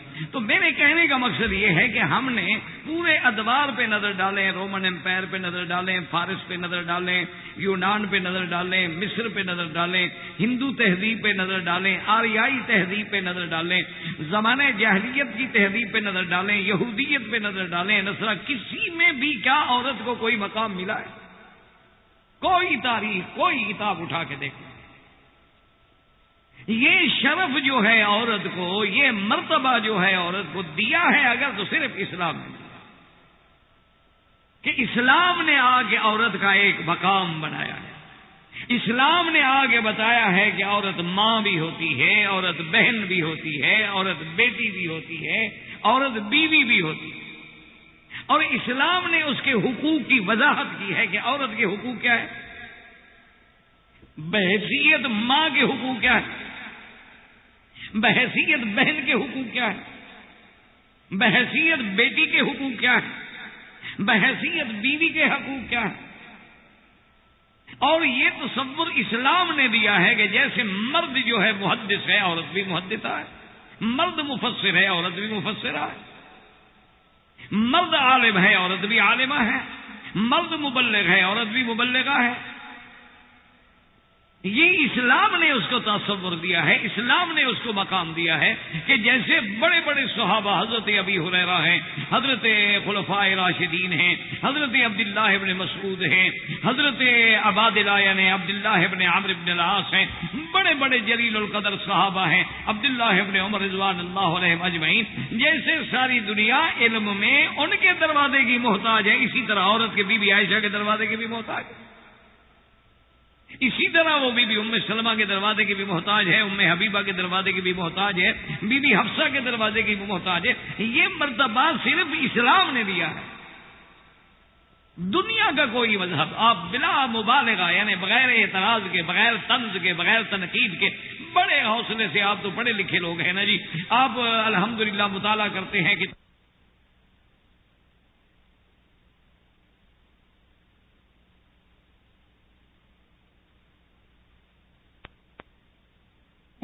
یہ مرتبہ، یہ مقام، یہ عزت، یہ عظمت دی ہے جو اسلام نے اس کو دی۔ آج پورے قرآن میں آپ پڑھ لیں، قرآن کیا کہ ان المسلمین والمسلمات والمؤمنین والمؤمنات والقانتین والقانتات، اللہ کے قرآن کو کھول کے دیکھیں، جو اللہ نے مرد کو حق دیا، جو مرد کا مرد وہی عورت کا ہے، مرد مسلمان ہے تو عورت بھی مسلمان، مرد اگر مومن ہے تو عورت بھی مومن ہے، مرد اگر عابد ہے تو عورت بھی عابد ہے، مرد اگر صائم ہے، روزے دار ہے تو عورت بھی صائمات ہے، مرد اگر تہجد گزار ہے تو عورت بھی تہجد گزار ہے، مرد اگر حاجی ہے تو عورت بھی حاجی ہے، مرد اگر عمرہ کرتا ہے عورت بھی عمرہ کرتی ہے، مرد اگر نماز ادا کرتا ہے عورت بھی نماز ادا کرتی ہے، مرد اگر قربانی کرتا ہے عورت بھی قربانی کرتی ہے، مرد اگر زکوٰۃ دیتا ہے عورت بھی زکوٰۃ دیتی ہے، مرد اگر صدقات کرتا ہے تو عورت بھی صدقات کرتی ہے۔ یہ برابری، یہ مرتبہ، یہ عزت اور یہ عظمت کس نے دی ہے ماں سوائے اسلام کے؟ تو عورت کا مقام اصل جو ہے وہ اگر واضح کیا، بنایا ہے، اونچا کیا ہے تو صرف اسلام نے۔ اور اسی ضمن میں جو ہم نے آیات تلاوت کی ہیں اور انشاءاللہ تبارک و تعالی آئندہ بھی ہوں گی کہ اللہ نے قرآن کی نظر میں عورت کا کیا مقام ہے، حدیث کی نظر میں عورت کا کیا مقام ہے، صحابہ کی نظر میں عورت کا کیا مقام ہے، فقہا کی نظر میں عورت کا کیا مقام ہے، اور ان کے حقوق کیا ہیں، ان کے مسائل کیا ہیں، ان کے احکام کیا ہیں۔ اللہ تبارک و تعالی نے جو اسلام نے عزت دی ہے، یہ ہمارا بڑا افسوس ہے کہ اگر آج کی عورت، اگر آج ہماری بیٹی اسلام کو نہ سمجھے یا اسلام میں اپنے مقام کو نہ سمجھے تو یہ اسلام کا قصور تو نہیں ہے، اس کی اپنی جہالت کا قصور ہے۔ وآخر دعوانا ان الحمدللہ رب العالمین۔ قرآن اسلام واجب الاحترام بزرگوں، دوستوں، بھائیوں، عزیز نوجوانوں، اللہ تبارک و تعالی کی عنایت سے الحمدللہ آپ کے اس ہفتہ وار پروگرام میں جو دروس کی ابتدا ہوئی اس کا تعلق ہے کہ اسلام اور عورت۔ اسی ضمن میں نے سابقہ دروس میں عرض کیا تھا کہ جتنی بھی تہذیبیں اسلام سے قبل گزری ہیں اور جن کا اپنے اپنے دور میں پورے عالم میں شہرہ رہا ہے، جیسے تہذیب روم ہے، تہذیب فارس ہے، تہذیب یونان ہے، تہذیب مصر ہے، یہ بڑے متمدن لوگ تھے۔ آپ اسی سے اندازہ کر سکتے ہیں کہ ہمارے مثلا باپ دادا جو تھے انہوں نے تو کبھی یہ چھری کانٹے کا کوئی تصور ہی نہیں تھا نا۔ اب ہماری نسلوں نے کچھ پڑھ لیا، کچھ باہر چلے گئے، فارن میں چلے گئے، کچھ فطری طور پر، ذہنی طور پر انگریزوں کی غلامی کے اثرات جو تھے وہ ہمارے بدقسمتی سے ہم پر مسلط ہوئے کہ ہم لوگوں میں بھی اب یہ باتیں آ گئی، ہوٹلوں میں اور پارٹیوں میں بھی چھری ہے، کانٹا ہے، یہ ہے، وہ ہے، اور اس طرح کھانے والوں کو بڑا موجودہ دور میں متمدن اور بڑا تہذیب یافتہ سمجھا جاتا، اور اگر آج بھی کوئی آدمی ہاتھ سے کھاتا ہو تو ان کے نزدیک بڑا معیوب سمجھے جاتا۔ خیر یہ ایک الگ بحث ہے۔ میرے کہنے کا مقصد یہ تھا کہ اللہ کے قرآن بھی اس بات پہ روشنی ڈالتا ہے کہ یہ چھری کانٹے کوئی نئی تہذیب یہ انگریز نہیں لے آیا، بلکہ ہزاروں سال پہلے حضرت یوسف علیہ السلام کے زمانے میں جب وہ امرات العزیز نے اپنے تمام سہیلیوں کو دعوت دی تو آتت کل واحدۃ منہن سکینا، کہ اس وقت امرات العزیز نے یہ انتظام کیا. قرآن پاک نے باقاعدہ وضاحت سے ذکر کیا کہ فلما سمعت بمکرہن ارسلت الیہن واعدت لہن متکئا، کہ ان کے لیے اس نے ٹیک لگا کے بیٹھنے والی یعنی کرسی، جیسے آج کل آپ ڈائننگ ٹیبل اور ڈائننگ چیئر پہ بیٹھتے ہیں، متکئا وآتت کل واحدۃ منہن سکینا، اور ہر کسی کے آگے چھری رکھی کہ آدمی خود کاٹ کے کھائے. یہ تو اس وقت ہزاروں سال پہلے مصر اتنا متمدن تھا، اتنا آگے. تو بہرحال وہ ایک الگ بات ہے. اس لیے میرے کہنے کا مقصد یہ ہے کہ اپنے اپنے دور میں بھی صرف اگر دنیا میں کسی تہذیبوں نے متاثر کیا ہے تو وہ یہی تہذیبیں تھیں. تہذیب روم ہے، تہذیب فارس ہے، تہذیب یونان ہے، تہذیب مصر ہے. اب اس کے بعد آپ دیکھیں مذاہب کے اعتبار سے یہودیت ہے، نصرانیت ہے اور عرب جاہلیت. تو ان سب میں اگر آپ باقاعدہ یعنی ہماری باتوں پہ نہیں بلکہ آپ باقاعدگی سے ان کا مطالعہ کریں اور دیکھیں کہ ان تمام تہذیبوں میں عورت کا کیا مقام ہے. یہ نہیں کہ صرف ایک میں، یعنی آپ حیران ہیں کہ آپ دیکھیں گے، آپ پڑھ کے دیکھیں کہ تہذیب رومن جو اتنے اپنے دور میں سپر پاور کہلانے والے لوگ، اس وقت سپر پاور کون تھی؟ فارس تھا یا روم تھا؟ یہ اتنی بڑی، لیکن ان کے نزدیک عورت کا کیا مقام تھا کہ عورت کیا ہے، ایک گری پڑی ہوئی چیز ہے، تاکہ مرد اگر چاہے تو اپنی بیوی کو قتل بھی کر دے. اسی لیے آپ دیکھیں کہ فارس میں آج بھی عورت کو زن کہا گیا. مصر میں منڈیاں لگتی تھیں اور عورتوں کو بیچا جاتا تھا. یہودیت کے نزدیک عورت جو ہے مجسمہ نجاست ہے، گندی چیز، ناپاک چیز جو ہے وہ عورت ہے. یعنی ان کے مذہب میں یہ بات شامل ہے کہ ایام حیض میں عورت ان کے گھر میں نہیں رہے گی بلکہ دور ایک الگ تھلگ کمرہ ہوتا ہے وہاں ڈال دیں گے. برتن الگ، کمرہ الگ، رہائش الگ، اس کے ساتھ کوئی ہاتھ نہیں ملائے گا، بات نہیں کرے گا، کھانا رکھ کے آ جائیں گے. جیسے جو کہتے تو دیکھا نا پہلے ہی نجس تھی، اب آپ نجاست کے دنوں میں ہیں تو اس کے ساتھ کیسے بات کریں. جو آج کل یہودیت بڑا اپنے آپ کو کہتے ہیں کہ ہم چنی ہوئی اللہ کی مخلوق ہیں، یہ ان کا عالم. عورت کے معاملے میں یہ. اسی طریقے سے عرب جاہلیت تو آپ جانتے ہیں، آپ مکے میں رہتے ہیں، آپ نے دیکھا کہ واد البنات کے برعکس سے کہ بچی پیدا ہوئی قتل کر دی، بچی پیدا ہوئی گلا گھونٹ دیا، بڑی ہو گئی جا کے کنویں میں پھینک دی، اوپر مٹی ڈال دی، اور پھر اس پہ فخر کرتے تھے. حتیٰ کہ قرآن پاک نے بتایا کہ جب ان کو یہ خبر دی جاتی تھی کہ تمہارے گھر میں بیٹی ہوئی ہے، ظل وجہہ مسودا وہو قدیم، اس کا چہرہ سیاہ ہو گیا اور وہ غصے میں بھر جاتا کہ اے میری بیٹی. اسی طرح اب آپ ہندوؤں کی تہذیب، ہندو مت کو دیکھ لیں، یدھ مت کو دیکھ لیں. ہندوؤں کی تہذیب میں آپ دیکھ لیں کہ عورت اگر بیوہ ہو جائے بس ختم ہو گئی، ساری زندگی رل گئی. یا پھر عورت کو اپنے خاوند کے ساتھ ستی ہو جانا چاہیے. اسی طرح جو بڑے بڑے قبائل ہیں آج بھی، یعنی آپ دیکھیں گے مثلا انڈو پاک میں جو بڑے بڑے قبائل ہیں وہاں اب بھی کاروکاری ہے کہ عورت پر الزام لگ گیا قتل کر دو، خاوند مار ڈالے گا. اور عورت کے بھائی باپ جو ہیں وہ مارنے والے کی اعانت کریں گے. مجالے کو مقدمہ بنے، وہ کہیں گے جی دیکھو جوان تھا، ٹھیک ہے، غیرت ہے، مار دیا، اپنی بیوی کو مار دیا. غیرت کے نام پہ اللہ جانے کتنی عورتوں کو قتل کیا جاتا ہے. آپ اکثر اخبارات میں پڑھتے ہوں گے جی وہ چولہا پھٹنے سے آگ لگ گئی. تو آگ ہمیشہ بہو کو لگتی ہے، ساس کو تو کبھی نہیں لگی. اس کی کیا وجہ ہے؟ بھئی ایسا چولہا سمجھدار ہے کہ صرف اسی کو پکڑتا ہے. وہ آگ ایسی سمجھدار ہے کہ گھر میں نہ اس کی بیٹی کو جلاتی ہے، نہ ساس جلتی ہے، صرف وہ بہو جلتی ہے. وہ جلایا جاتا ہے اور پھر اس کو خودکشی کا رنگ دینے کے لیے وہاں ایک چولہا پھاڑ دیا. اور جی وہ روٹی پکا رہی تھی، دیہات کی آئی عورت ہے، چولہے کا صحیح استعمال آتا نہیں تھا، اور جناب وہ چونکہ نیلن کے کپڑے تھے بس آگ لگ گئی. اس سارے گھر والے جاننے کے باوجود بھی گواہی دیں گے ہاں جی بالکل ٹھیک ہے، کوئی مقدمہ نہیں، کوئی پوچھنے والی نہیں، عورت ہے مر گئی. اس کے مقابلے پہ اب آپ دیکھیں کہ یہ شرف جو ملا ہے عورت کو، یہ صرف اسلام نے دیا. اسلام نے آ کے عورت کو اونچا کیا، اسلام نے آ کے عورت کے حقوق معین کیے، اسلام نے آ کے عورت کے رشتے واضح کیے کہ عورت ماں بھی ہوتی ہے، عورت بیٹی بھی ہوتی ہے، عورت بہن بھی ہوتی ہے، عورت بیوی بھی ہوتی ہے، اور پھر ان سب کے حقوق بیان کیے کہ ماں کے کیا حقوق، بیٹی کے کیا حقوق ہے، بہن کے کیا حقوق ہیں، بیوی کے کیا حقوق ہیں۔ یہ اسلام نے آگے ان کو کہر مذلت سے نکالا، اسلام نے آگے ان کو اتنا بڑا شرف بخشا ہے، اسلام نے اتنا اونچا کیا ہے۔ اسی لیے میں نے آپ کے سامنے یہ قرآن کی آیت تلاوت کی ہے کہ اب آپ الحمدللہ اتنا عربی تو آپ بھی سمجھتے ہیں، مکہ سرزمین مکہ میں رہتے ہوئے، اور پڑھے لکھے لوگ ہیں، اللہ کا شکر ہے۔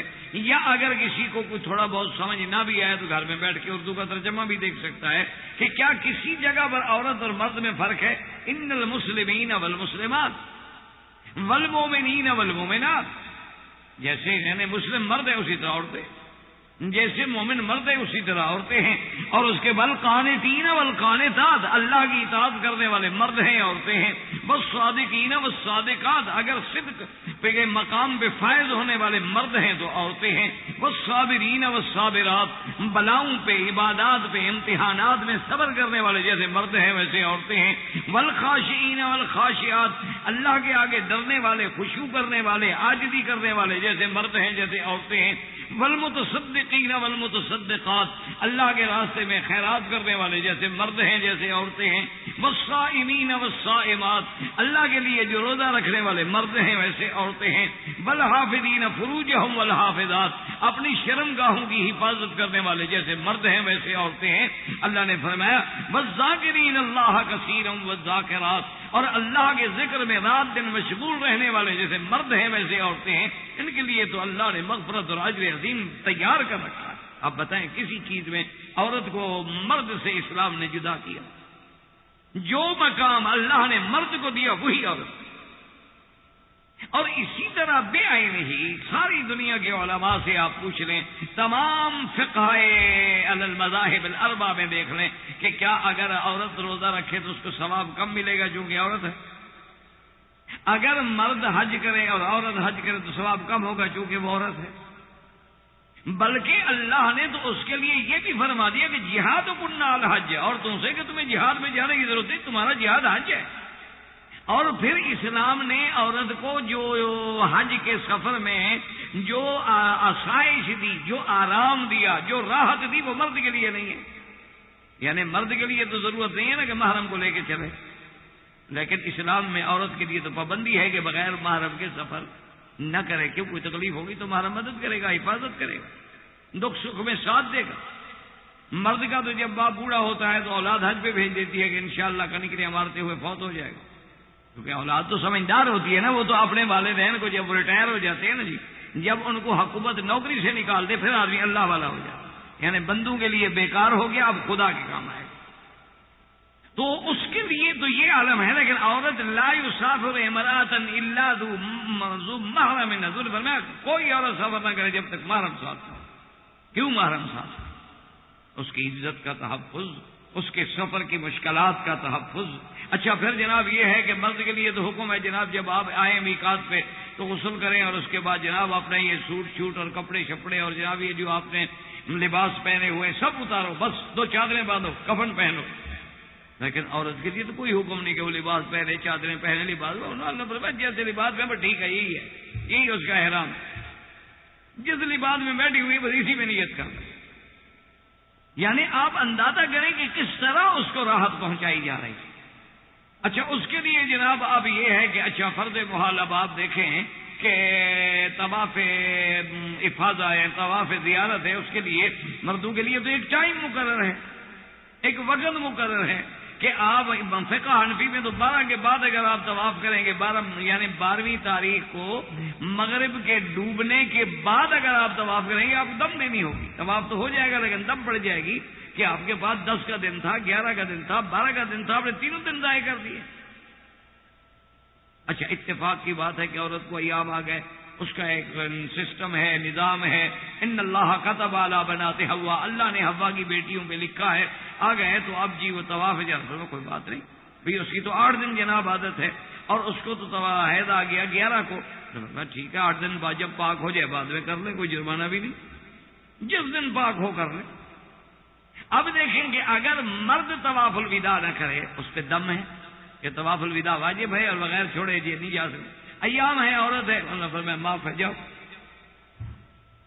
یعنی آپ دیکھیں ایک ایک مسئلے میں دیکھیں، صرف یہ ہے کہ سرخ عینک پہن کے دنیا کو نہ دیکھیں کہ ہر چیز آپ کو سرخ نظر آئے. آپ بالکل نظر انصاف سے دیکھیں کہ اللہ کا قرآن سورۃ الاحزاب کہ اللہ نے بالکل جہاں مسلمان مرد کا ذکر کیا وہی ساتھ عورت کا ذکر. اچھا، جیسے علماء میں اللہ نے بڑے بڑے لوگ ہیں، مفسر ہیں، محدث ہیں، فقیہ ہیں، مؤرخ ہیں، شاعر ہیں، اسی طرح اللہ نے عورتوں میں بھی پیدا کیے. اس لیے اللہ تبارک و تعالیٰ کے دین اسلام نے جو عورت کو عزت بخشی ہے اس کے بارے میں اقوام عالم بالکل تصور بھی نہیں کرتے، سوچ ہی نہیں سکتے. اب وہ چھوٹی چھوٹی باتوں سے ہمارے نوجوانوں کے اذہان کو خراب کرتے ہیں شبہات ڈالنے پر، کیونکہ انسان کو جب ضد آ جائے نا جی تو ضد کے اندر تو پھر اس کو ہر اچھی بات بھی بری لگتی. پھر وہ نوجوانوں کو بگاڑنے کے لیے شبہات تو ڈال سکتے ہیں، لیکن دلائل کے ساتھ، ٹھنڈے دل کے ساتھ، انصاف کے ساتھ دیکھیں کہ اللہ نے عورت کو کتنا اونچا کیا ہے. اب آپ مکہ مکرمہ میں رہتے ہیں، ایمان سے کہیں یہ مقام زمزم ہے، یہ سعی بین الصفا والمروہ ہے، یہ کیا؟ آپ نے کوئی ایسی عبادت دیکھی ہے کہ جس میں یہ حکم دیا جائے کہ دوڑ لگاؤ؟ یہ کوئی ریس یعنی کہ دوڑنا جو ہے وہ بھی کوئی عبادت کا حصہ ہو؟ کبھی آپ نے کوئی تصور کیا ہے؟ وجہ کیا ہے کہ صرف ایک عورت کتنا اللہ نے اس کو اونچا کیا ہے کہ جب اس نے قربانی دی اور سیدنا ابراہیم علیہ السلام بی بی ہاجرہ کو ان کے لخت جگر سیدنا اسماعیل علیہ السلام کے ساتھ ایک ایسے مقام پہ کہ جہاں کوئی پانی نہیں، آبادی نہیں، انسان نہیں، بالکل غیر آباد جگہ ہے، اور آگے بیوی کو بٹھا دیتے ہیں، حکم دیتے ہیں کہ یہاں رہنا ہے. ٹھیک ہے جی، بیوی اتر گئی ہے. اور اس کے بعد قرآن پاک میں بھی ذکر تفصیل آتی ہے اور احادیث میں ہے کہ بیوی صاحبہ نے اس حضرت ابراہیم کے پیچھے دوڑنا شروع کیا کہ ابراہیم علیہ السلام نے بیوی کو اتارا، بچے کو بٹھایا اور ایک مشکیدہ پانی کی اور تھوڑے سے ستو اور کچھ چنے، یہ جو کچھ کھجوریں اور یہ سامان دے کے بغیر بولے ہوئے، بغیر ودا کیے ہوئے چل پڑے. تو بیوی دوڑی بیچاری. اس نے کہا حضرت ابراہیم علیہ السلام سے کہ اللہ کے پیغمبر خلیل اللہ جا رہے ہو، کم از کم یہ تو بتلاؤ نا کہ اللہ ہمارا کا بہذا، اللہ نے حکم دیا یا میری کوئی غلطی ہے کہ ناراض ہو گئے مجھے یہاں بے آب گیا جنگل میں چھوڑ کے آپ جا رہے ہیں؟ کم از کم جواب تو دیں. لیکن ابراہیم علیہ السلام خاموش ہے. اللہ کا نبی تو نہیں بولتا جب تک اللہ اجازت نہ. تو بعض کتابوں میں ہے کہ بی بی صاحبہ حرم سے لے کر جہاں جنت المعلیٰ کا قبرستان ہے یہاں تک پیچھے دوڑتی گئی، اور حضرت ابراہیم علیہ السلام آگے سواری پہ جا رہے اور بی بی پیچھے اکیلی دوڑ رہی، اور صرف یہ پوچھنا چاہتی ہے کہ بھی ہمیں کم از کم بات تو بتلا دو نا کہ کیوں ہمیں اتنے جنگل میں چھوڑ رہے ہو؟ اللہ امرک بہذا، کیا اللہ نے آپ کو حکم دیا ہے؟ تو صحیح روایات میں آتا ہے کہ سیدنا ابراہیم علیہ السلام نے فرمایا کہ نعم، ہاں مجھے اللہ نے حکم دیا ہے. بس بیوی وہیں کھڑی ہو گئی. کہا اذن لا یزیئنا حسبنا اللہ ونعم الوکیل، وہیں بس کر دو. کہا کہ ابراہیم اب ٹھیک ہے، اللہ کا حکم ہے تو پھر اللہ ہمیں ضائع نہیں کریں گے اور وہی اللہ ہی ہمیں کافی ہے، جاؤ اب ہمیں آپ کی ضرورت ہی نہیں. لیکن آخر خلیل اللہ مقام ہے، نبی ہے، خلیل ہے اور ابو الانبیاء ہے، نبیوں کا باپ ہے جس کی نسل میں اللہ نے نبوت رکھ دی ہے. لیکن آخر اولاد ہے، بیوی ہے، اس کے حقوق ہیں. جب علیحدہ ہوتے ہیں تو اللہ کے آگے دعا کرتے ہیں کہ ربنا انی اسکنت من ذریتی بواد غیر ذی زرع عند بیتک المحرم، کہ میرا اللہ میں نے اپنے کچھ اولاد، کچھ بچے، بیوی بچے چھوڑے ہیں اور ایسی جگہ پہ بے وادن، ایسی وادی میں ہیں، غیر ذی زرع، جس میں کوئی آبادی، لا انیس بہا ولا ماء، کوئی آدمی نہیں جیسے آدمی بات کر کے حوصلہ کا پکڑ لیتا. اب اللہ تبارک و تعالیٰ سے دعا کریں کہ میرا اللہ تو بھی مہربانی فرما دے، تیرے گھر کے قریب، تیرے عزت والے، حرمت والے، شان والے گھر کے قریب چھوڑ کے میں جا رہا ہوں. حضرت ابراہیم دعائیں کر رہے ہیں اور بی بی دیکھیں، اب دیکھیں مقام کہ عورت ہے، چھوٹا سا بچہ ہے اور وہ بھی دودھ پینے والا بچہ. اب جناب بیٹھیے. اس کے بعد یہ ہوتا ہے کہ جب جناب اب وہ خود اندازہ کریں کہ ایک چھوٹی سی مشکیزہ ہو پانی کی کتنے دن چلے گی. اور اس کے بعد جناب کتنے دن وہ ستو گھول کے پیے، کتنے دن تک اس کھجور پہ اور چنے پہ گزارا کریں. انجام یہ ہوا کہ پانی ختم ہو گیا. جب پانی ختم ہوا تو چھوٹا بچہ ہے، دودھ پینے والا بچہ ہے، اس کو کیسے پانی پلایا جائے؟ اور اس کے بعد جب دودھ میں بھی کمی آنی ہو گئی اور کیسے دودھ ملے، تو اب حضرت اسماعیل علیہ السلام پانی کی پریشانی سے ہونٹوں پہ پٹڑی جمی ہوئی ہے اور تڑپ رہے ہیں اور پریشان ہو رہے ہیں، اور ماں کے پاس ماں سوائے صبر کے چارہ نہیں ہے. آخر جب مجبور ہو گئی تو بی بی صاحبہ نے صرف یہ سوچا کہ کم از کم یہ سامنے صفا ہے، وہ مروہ پہاڑی ہے، ان پہ چڑھ کے میں ذرا اونچے ہو کے دیکھوں، شاید کسی جگہ کو اڑتے ہوئے پرندے نظر آ جائیں، اندازہ ہو کہ پانی ہے، یا اتفاق سے کوئی قافلہ گزر رہا ہو تو دور سے قافلے کے علامات نظر آ جائیں، دوڑ کے قافلے والوں سے کچھ پانی لے لوں. بی بی صاحبہ صفا پہ چڑھی، اب کچھ نظر نہیں آیا. صفا سے پھر بی بی مروہ کی طرف چل پڑی. لیکن خدا کی شان ہے، اب آپ دیکھیں نا کہ جہاں چاہے زمزم ہے، یہی حضرت اسماعیل علیہ السلام لیٹے ہوئے ہیں. اس وقت یہ بلڈنگیں، یہ دیواریں، یہ عمارتیں، یہ مسائل نہیں تھے. اب جب صفا پہ ہیں تو دیکھ رہی ہیں بچے کو بھی، اکیلا بچہ ہے، جنگل ہے، بالکل غیر آباد جگہ ہے، ہو سکتا ہے جنگل میں کوئی جانور بھی آگے بچے کو لے جائے. تو آپ دیکھ رہی ہیں، تو جب یہ اب یہاں سبز لائٹ لگی ہوئی ہے، اس کے درمیان یہ ذرا نیچے ہو جاتی تھی جگہ، تو جب بھی یہاں پہنچی تو حضرت اسماعیل نظر نہیں آتے. تو جب حضرت اسماعیل نظر نہیں آتے تو بھی تیز تیز چلتی کہ ذرا اونچی جگہ پہ جاؤں، پھر ذرا نظر ڈال لوں اپنے بیٹے کو. پھر مروہ پہ چڑھی، صفا پہ آئی، مروہ پہ چڑھی، حتیٰ کہ اللہ تبارک و تعالی نے حکم دیا جبریل علیہ السلام کو کہ جبرائیل جاؤ، آج ہم نے اپنی بندی کی محنت، اپنی بندی کی سعی اور اس کی تڑپ اور اس کا وہ بھاگنا، اپنے بیٹے کے لیے پریشان ہونا اور میرے بغیر کسی دوسرے کو نہ پکارنا، ہم نے قبول کر لیا ہے. اور وہیں اسی جگہ جا کے پر مارو جہاں حضرت اسماعیل کے قدم ہل رہے ہیں. تو سیدنا اسماعیل السلام چھوٹے بچے ہیں، وہ تو بیچارے اپنے پاؤں مارے. حضرت اسماعیل، حضرت جبریل نے آگے وہیں پر مارا اور پانی نکلا. اللہ نے فرمایا آواز دو اسماعیل. حضرت جبریل نے آواز دی کہ اسماعیل مت گھبراؤ، اللہ کی طرف سے جا الغوث، اللہ کی مدد آ گئی. حضرت بی بی صاحبہ کھڑی ہو گئی، کہا کون ہو آواز دینے؟ سامنے آگے بات کرو، کون ہو تم؟ نظر تو کچھ نہیں آ رہا، آواز آ رہی ہے.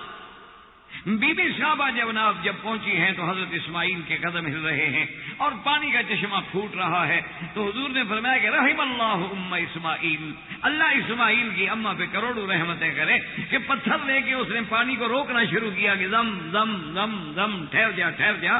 یعنی اللہ نے آج تک اس پانی کا نام بھی زم زم رکھا جو ایک عورت کے منہ سے نکلا. تو اللہ تبارک و تعالیٰ کی شان دیکھیں. وہ پانی رک گیا، بی بی صاحبہ وہیں بیٹھ گئی اور زمزم کا چشمہ جو ہے وہ جاری ہو گیا. اور اللہ نے ایسے پانی کا انتظام کر دیا کہ طعام و طعمن و شفا و سقمن، کہ بیماری ہو تو زمزم، بھوک لگے زمزم، پیاس لگے زمزم. اچھا کوئی دعا مانگنی ہو، اللہ سے منظور ہونے میں دیر ہو رہی ہو، پہلے زمزم پی لو پھر دعا کرو. ماؤ زمزم لما شرب لہ، جس غرض کے لیے پیو، یہ نہیں کہ صرف بیماری کے لیے. اسی لیے حضرت بڑے بڑے محدثین آئے اور کہتے ہیں کہ حضرت سفیان جب آئے، انہوں نے آ کے زمزم پیا اور زمزم پی کے کہنے لگے کہ یا اللہ، تیرے نبی کی سچی حدیث ہے کہ ماء زمزم لما شرب لہ، کہ زمزم کا پانی جس غرض کے لیے پیو. میرا اللہ تیرے نبی کا سچا فرمان ہے، اور میں آج تیرے گھر میں اور کنویں پہ کھڑے ہو کے زمزم پی کے صرف اس نیت سے پی رہا ہوں کہ قیامت والے دن جو گرمی ہوگی میدان محشر میں مجھے اس سے بچا لے. تو یہ زمزم کی نسبت. اب اللہ نے ایک عورت کے دوڑنے کو اتنا قبول فرما لیا کہ حکم دے دیا کہ ان الصفا والمروۃ من شعائر اللہ. اللہ نے فرمایا یہ مشاعر ہیں، شاعر اللہ میں ہے کہ اللہ کا نبی آئے، اللہ کے پیغمبر آئے، صحابہ آئے، اولیاء آئے، ائمہ آئے، محدثین آئے، آؤ دوڑو. اس لیے جب حضور آتے ہیں تو کعبے کا طواف کر کے جا رہے ہیں، فرماتے ہیں ابدأ کما بدا بہ اللہ ان الصفا والمروۃ من شعائر اللہ. کہ ہم وہیں سے شروع کر رہے ہیں جس کا ہمیں اللہ نے حکم دیا ہے. تو صفا مروہ جو ہے کس کی یاد کا؟ ایک عورت کی، اسماعیل کی. اسماعیل ہی تو سبب بنی ہے صفا مروہ میں دوڑنے.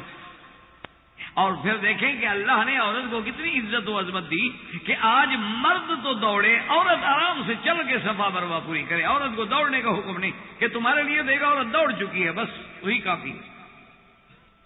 یعنی مرد اگر آئے ما بین المیلین الاخضرین، اگر ان دو ستونوں کے درمیان میں تو جھپٹ کے چلے. یہ حکم نہیں کہ دوڑو جیسے لوگ دوڑ لگا دیتے ہیں، یہ بیوقوفی ہے.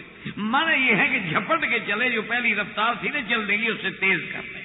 لیکن عورت کو وہ تیز کرنے کی بھی ضرورت نہیں، کیونکہ ایک عورت دوڑ چکی ہے، فرمایا بس وہی دوڑنا کافی ہے، وہی ہمیں قبول ہو گیا. اور قیامت تک یہ ام اسماعیل کی یہ یادگار جو ہے یہ قیامت تک زندہ رہے. اللہ نے ایک عورت کو کتنا شرف دیا. یعنی آپ اندازہ فرمائیں اس کے مقام کو کہ اسلام نے اس کو کتنا اونچا کیا، اسلام نے اس کو کتنی عزت دی، عظمت دی کہ آج بھی میں ایمان سے کہہ سرکار دو عالم آئے. یہ تو نہیں ہے کہ آپ خاتم الانبیاء ہیں چلو آپ نہ دوڑیں. نا، یہ ایک ام اسماعیل کی یادگار ہے، یہ دوڑو. اسی طرح ایک عورت آتی ہے سرکار دو عالم کی خدمت میں، بلکہ ایک واقعہ حدیث میں بھی آتا ہے کہ ایک دفعہ حضرت امیر المؤمنین سیدنا عمر بن الخطاب رضی اللہ تعالی عنہ جا رہے تھے. ایک بوڑھی عورت آئی اور آ کے حضرت عمر سے باتیں شروع کی.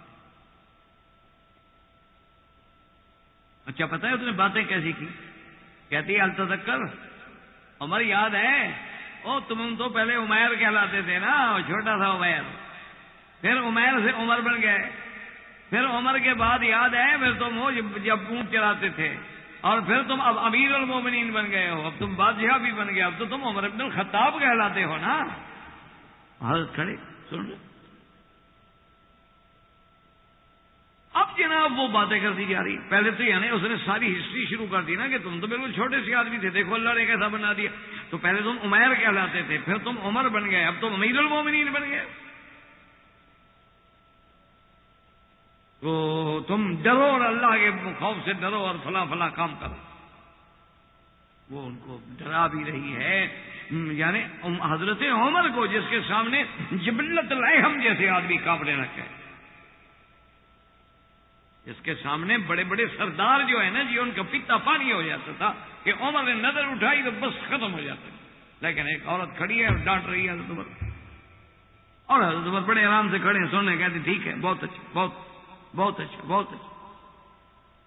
اب جناب کافی دیر کے بعد جب وہ عورت ہٹی تو ساتھیوں نے کہا حضرت یہ کون عورت ہے، اس کے لیے آپ کھڑے ہو گئے؟ فرمانے لگے واللہ خدا کی قسم ہے اگر یہ عورت 3 دن بھی عمر کے ساتھ اسی طرح باتیں کرتی رہتی تو نماز پڑھ کے میں پھر کھڑا ہو جاتا. میں کیسے ہٹ سکتا تھا؟ یہ تو وہ عورت ہے جس کے لیے اللہ نے قرآن اتار دیا ہے، تو عمر اللہ نے اس کی درخواست سن لی، عمر نہ سنے. کیا کہہ رہے ہیں آپ نے؟ صحابہ نے فرمایا ما تعرفون هذه خولۃ بنت صالبہ، یہ تو بی بی خولہ ہے الذی سمع اللہ، جس کی درخواست اللہ نے سنی تھی، اس کی درخواست عمر نہ سنے. خدا کی قسم ہے 3 دن بھی اگر یہ میرے ساتھ کھڑے ہو کے باتیں کرتی رہتی وہ کھڑا رہتا. اب آپ اندازہ کریں، یعنی نص قطعی ہے، قرآن ہے، کوئی تاریخی بات نہیں ہے کہ بی بی ہے. بی بی خولہ ہے، خولہ بنت ثعلبہ اس کا نام ہے. سرکار دو عالم کے پاس آئی ہے اور حضور بی بی عائشہ کے حجرے میں، اور آگے کہنے لگی کہ یا رسول اللہ ان زوجی، میرا خامن جو ہے وہ ہے بھی میرے چاچے کا بیٹا، لیکن انہ اکل شبابی ومالی، وہ میرا مال بھی کھا گیا، میری جوانی بھی کھا گیا، اور میں نے اس کے لیے 5 بچے پیدا کیے ہیں، موتیوں کی طرح میرے بچے ہیں. آج میں جب بوڑھی ہو گئی تو کہتے ہیں تو میری ماں ہو، مجھے حرام کر دیا.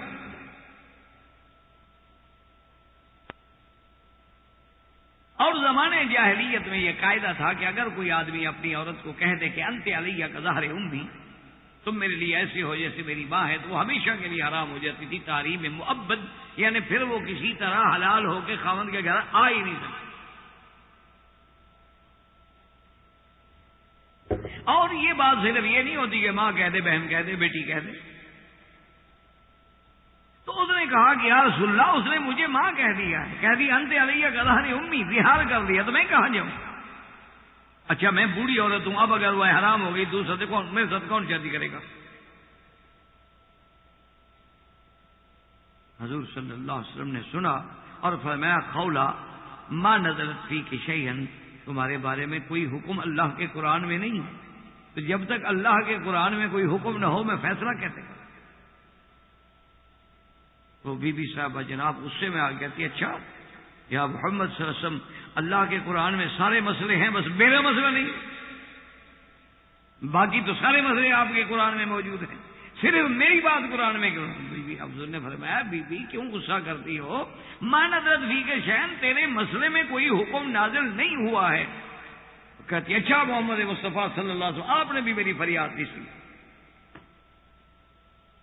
آپ نے بھی میری درخواست نہیں سنی، اشتکی اللہ، میں ابھی اللہ کے پاس جا رہی ہوں شکایت کرنے۔ اللہ کی بندی میں نے کیا نہیں سنی آپ کی درخواست؟ ابھی وہ بی بی جناب گھر سے باہر نکلی اور اللہ کا قرآن آ گیا جبریل کہ قد سمع اللہ قول التی تجادلک فی زوجہا وتشتکی الی اللہ واللہ یسمع تحاورکما۔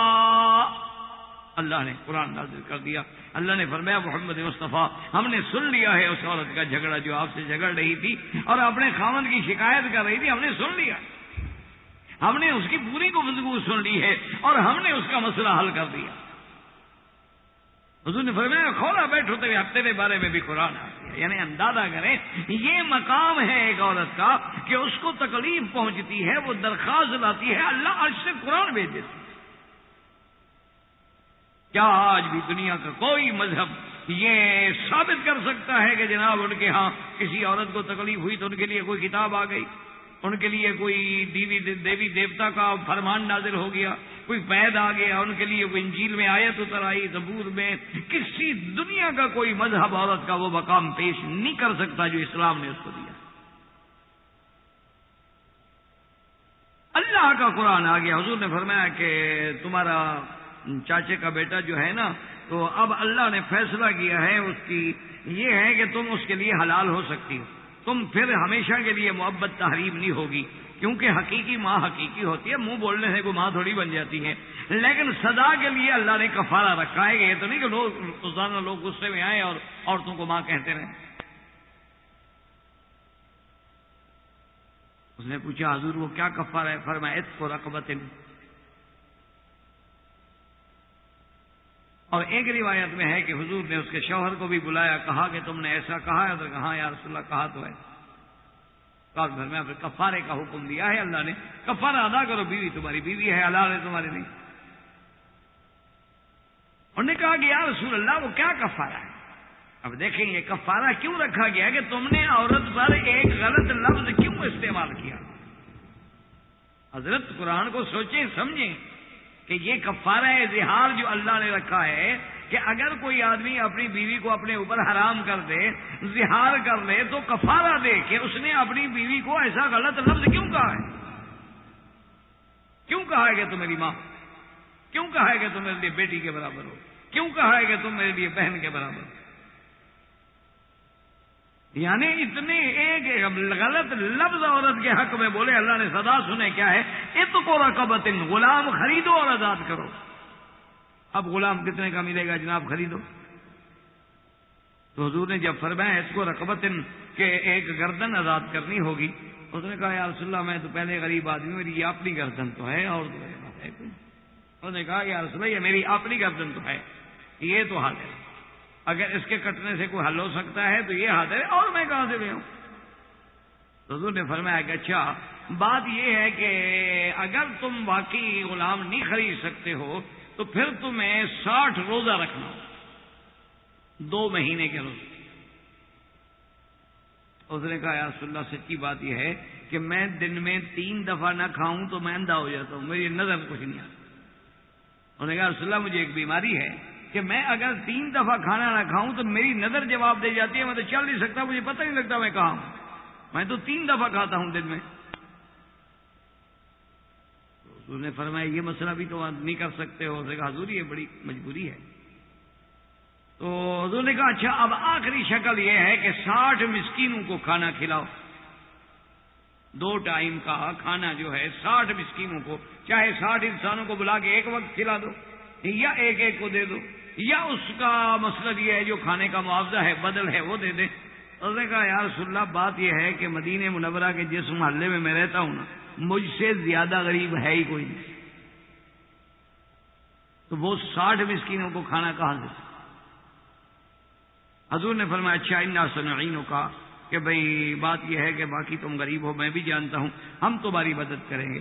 چلو ہم ایسا کرتے ہیں کہ ایک وسق جو ہے نا جی یعنی 60 کلو تو ہم آپ کو دے دیتے ہیں کھجوریں. تو اس کی بیوی کہنے لگی یا رسول اللہ اور ایک وسق اس کو میں دے دوں گی, ہے تو میرے چاچے کا بیٹا ہے تو میرے اس کے پاس جائیداد تھی نا.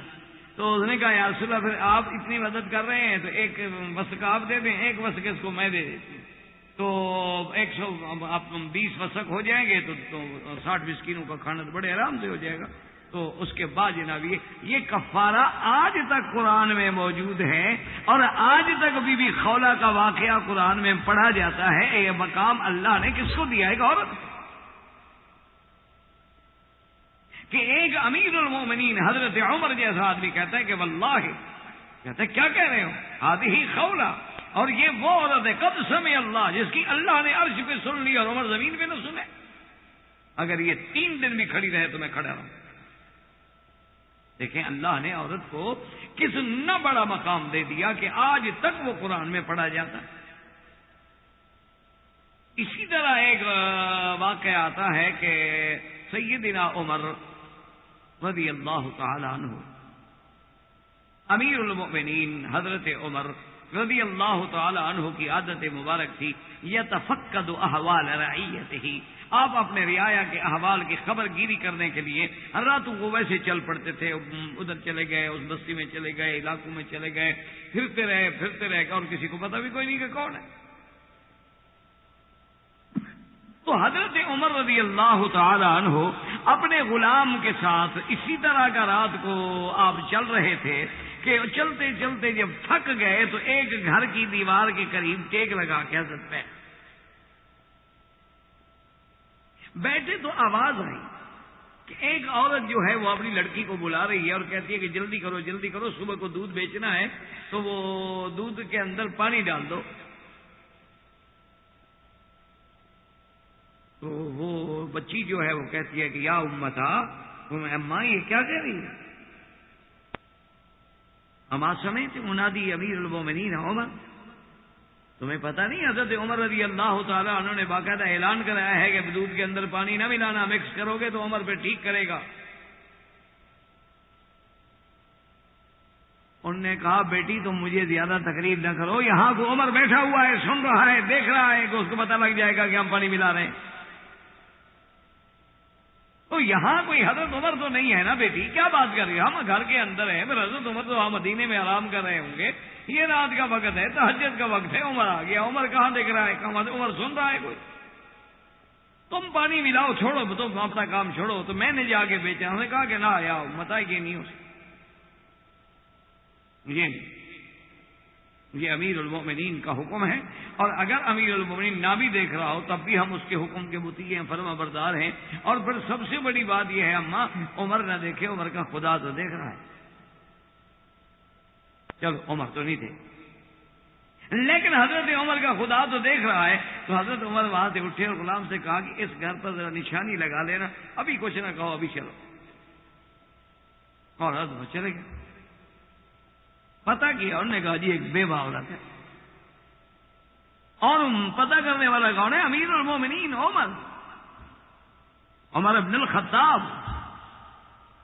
رضی اللہ تعالی عنہ وارضاہ. حضرت عمر رضی اللہ تعالی پتہ کیا تو پتہ چلا جی ایک بیوہ عورت ہے, اس کی وہ ایک لڑکی ہے.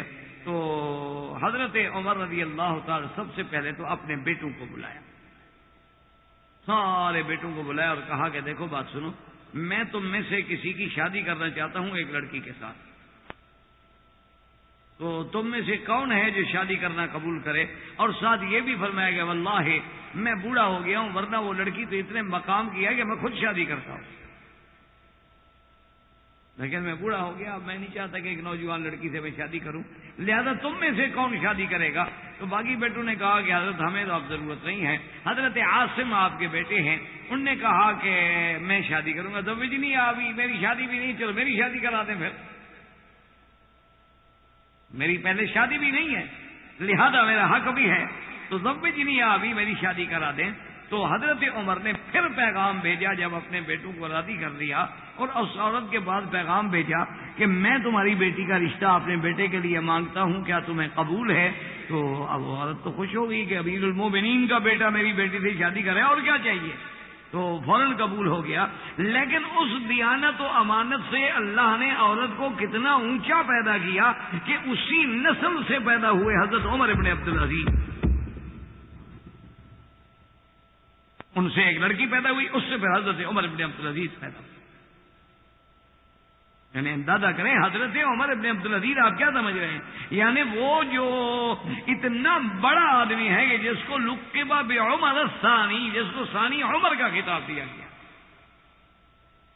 یعنی اتنا بڑا آدمی ہے عمر ابن عبدالعزیز کہ جس کو لقب بعمر الثانی، جس کو لقب دیا گیا عالم اسلام نے کہ وہ دوسرا عمر ہے۔ یعنی آپ حیران ہوں گے کہ ایک جنگل میں دو چرواہے کھڑے تھے، تو آپس میں وہ بکریاں چرانے کے دوران میں ایک چرواہا کہنے لگا کہ بھائی بات معلوم ہوتا ہے کہ ہمارا بادشاہ کو اچھا آئے۔ دوسرے چرواہے نے کہا چھوڑ یار، ہم نے تو بکریاں ہی چرانی ہیں، ہمیں کیا پتا بادشاہ کون ہے۔ انہوں نے کہا نہیں معلوم ہوتا ہے کہ بادشاہ ہمارا کو اچھا ہے۔ اس نے کہا تمہیں کیا پتا ہے یار بادشاہ اچھا آ گیا، ریڈیو سنا تھا تو بتا۔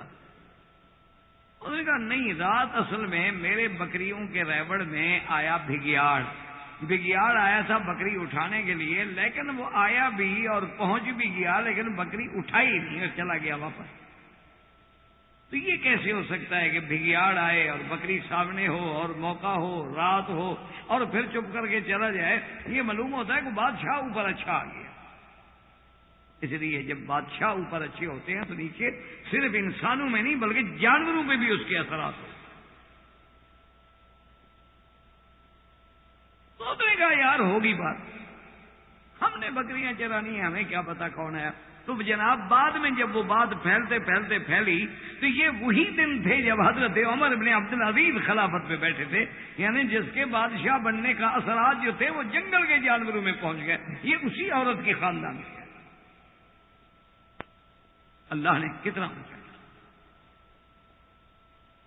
اسی لیے اسلام میں سرکار دو عالم رحمت دو جہاں سیدنا محمد مصطفیٰ صلی اللہ علیہ وعلا آلہ واصحابہ وسلم تسلیما کثیرا کثیرا، جب غزوہ حنین کے موقع پر حضور صلی اللہ علیہ وسلم موجود ہیں، یہ بڑا مشہور غزوہ ہے۔ پہلے مسلمانوں پہ بڑا امتحان آیا، ابتلا آیا، مسلمانوں کے پاؤں اکھڑ گئے، پھر اللہ کی مدد آئی، پھر اللہ نے کامیابی دی، فتح ہو گئی۔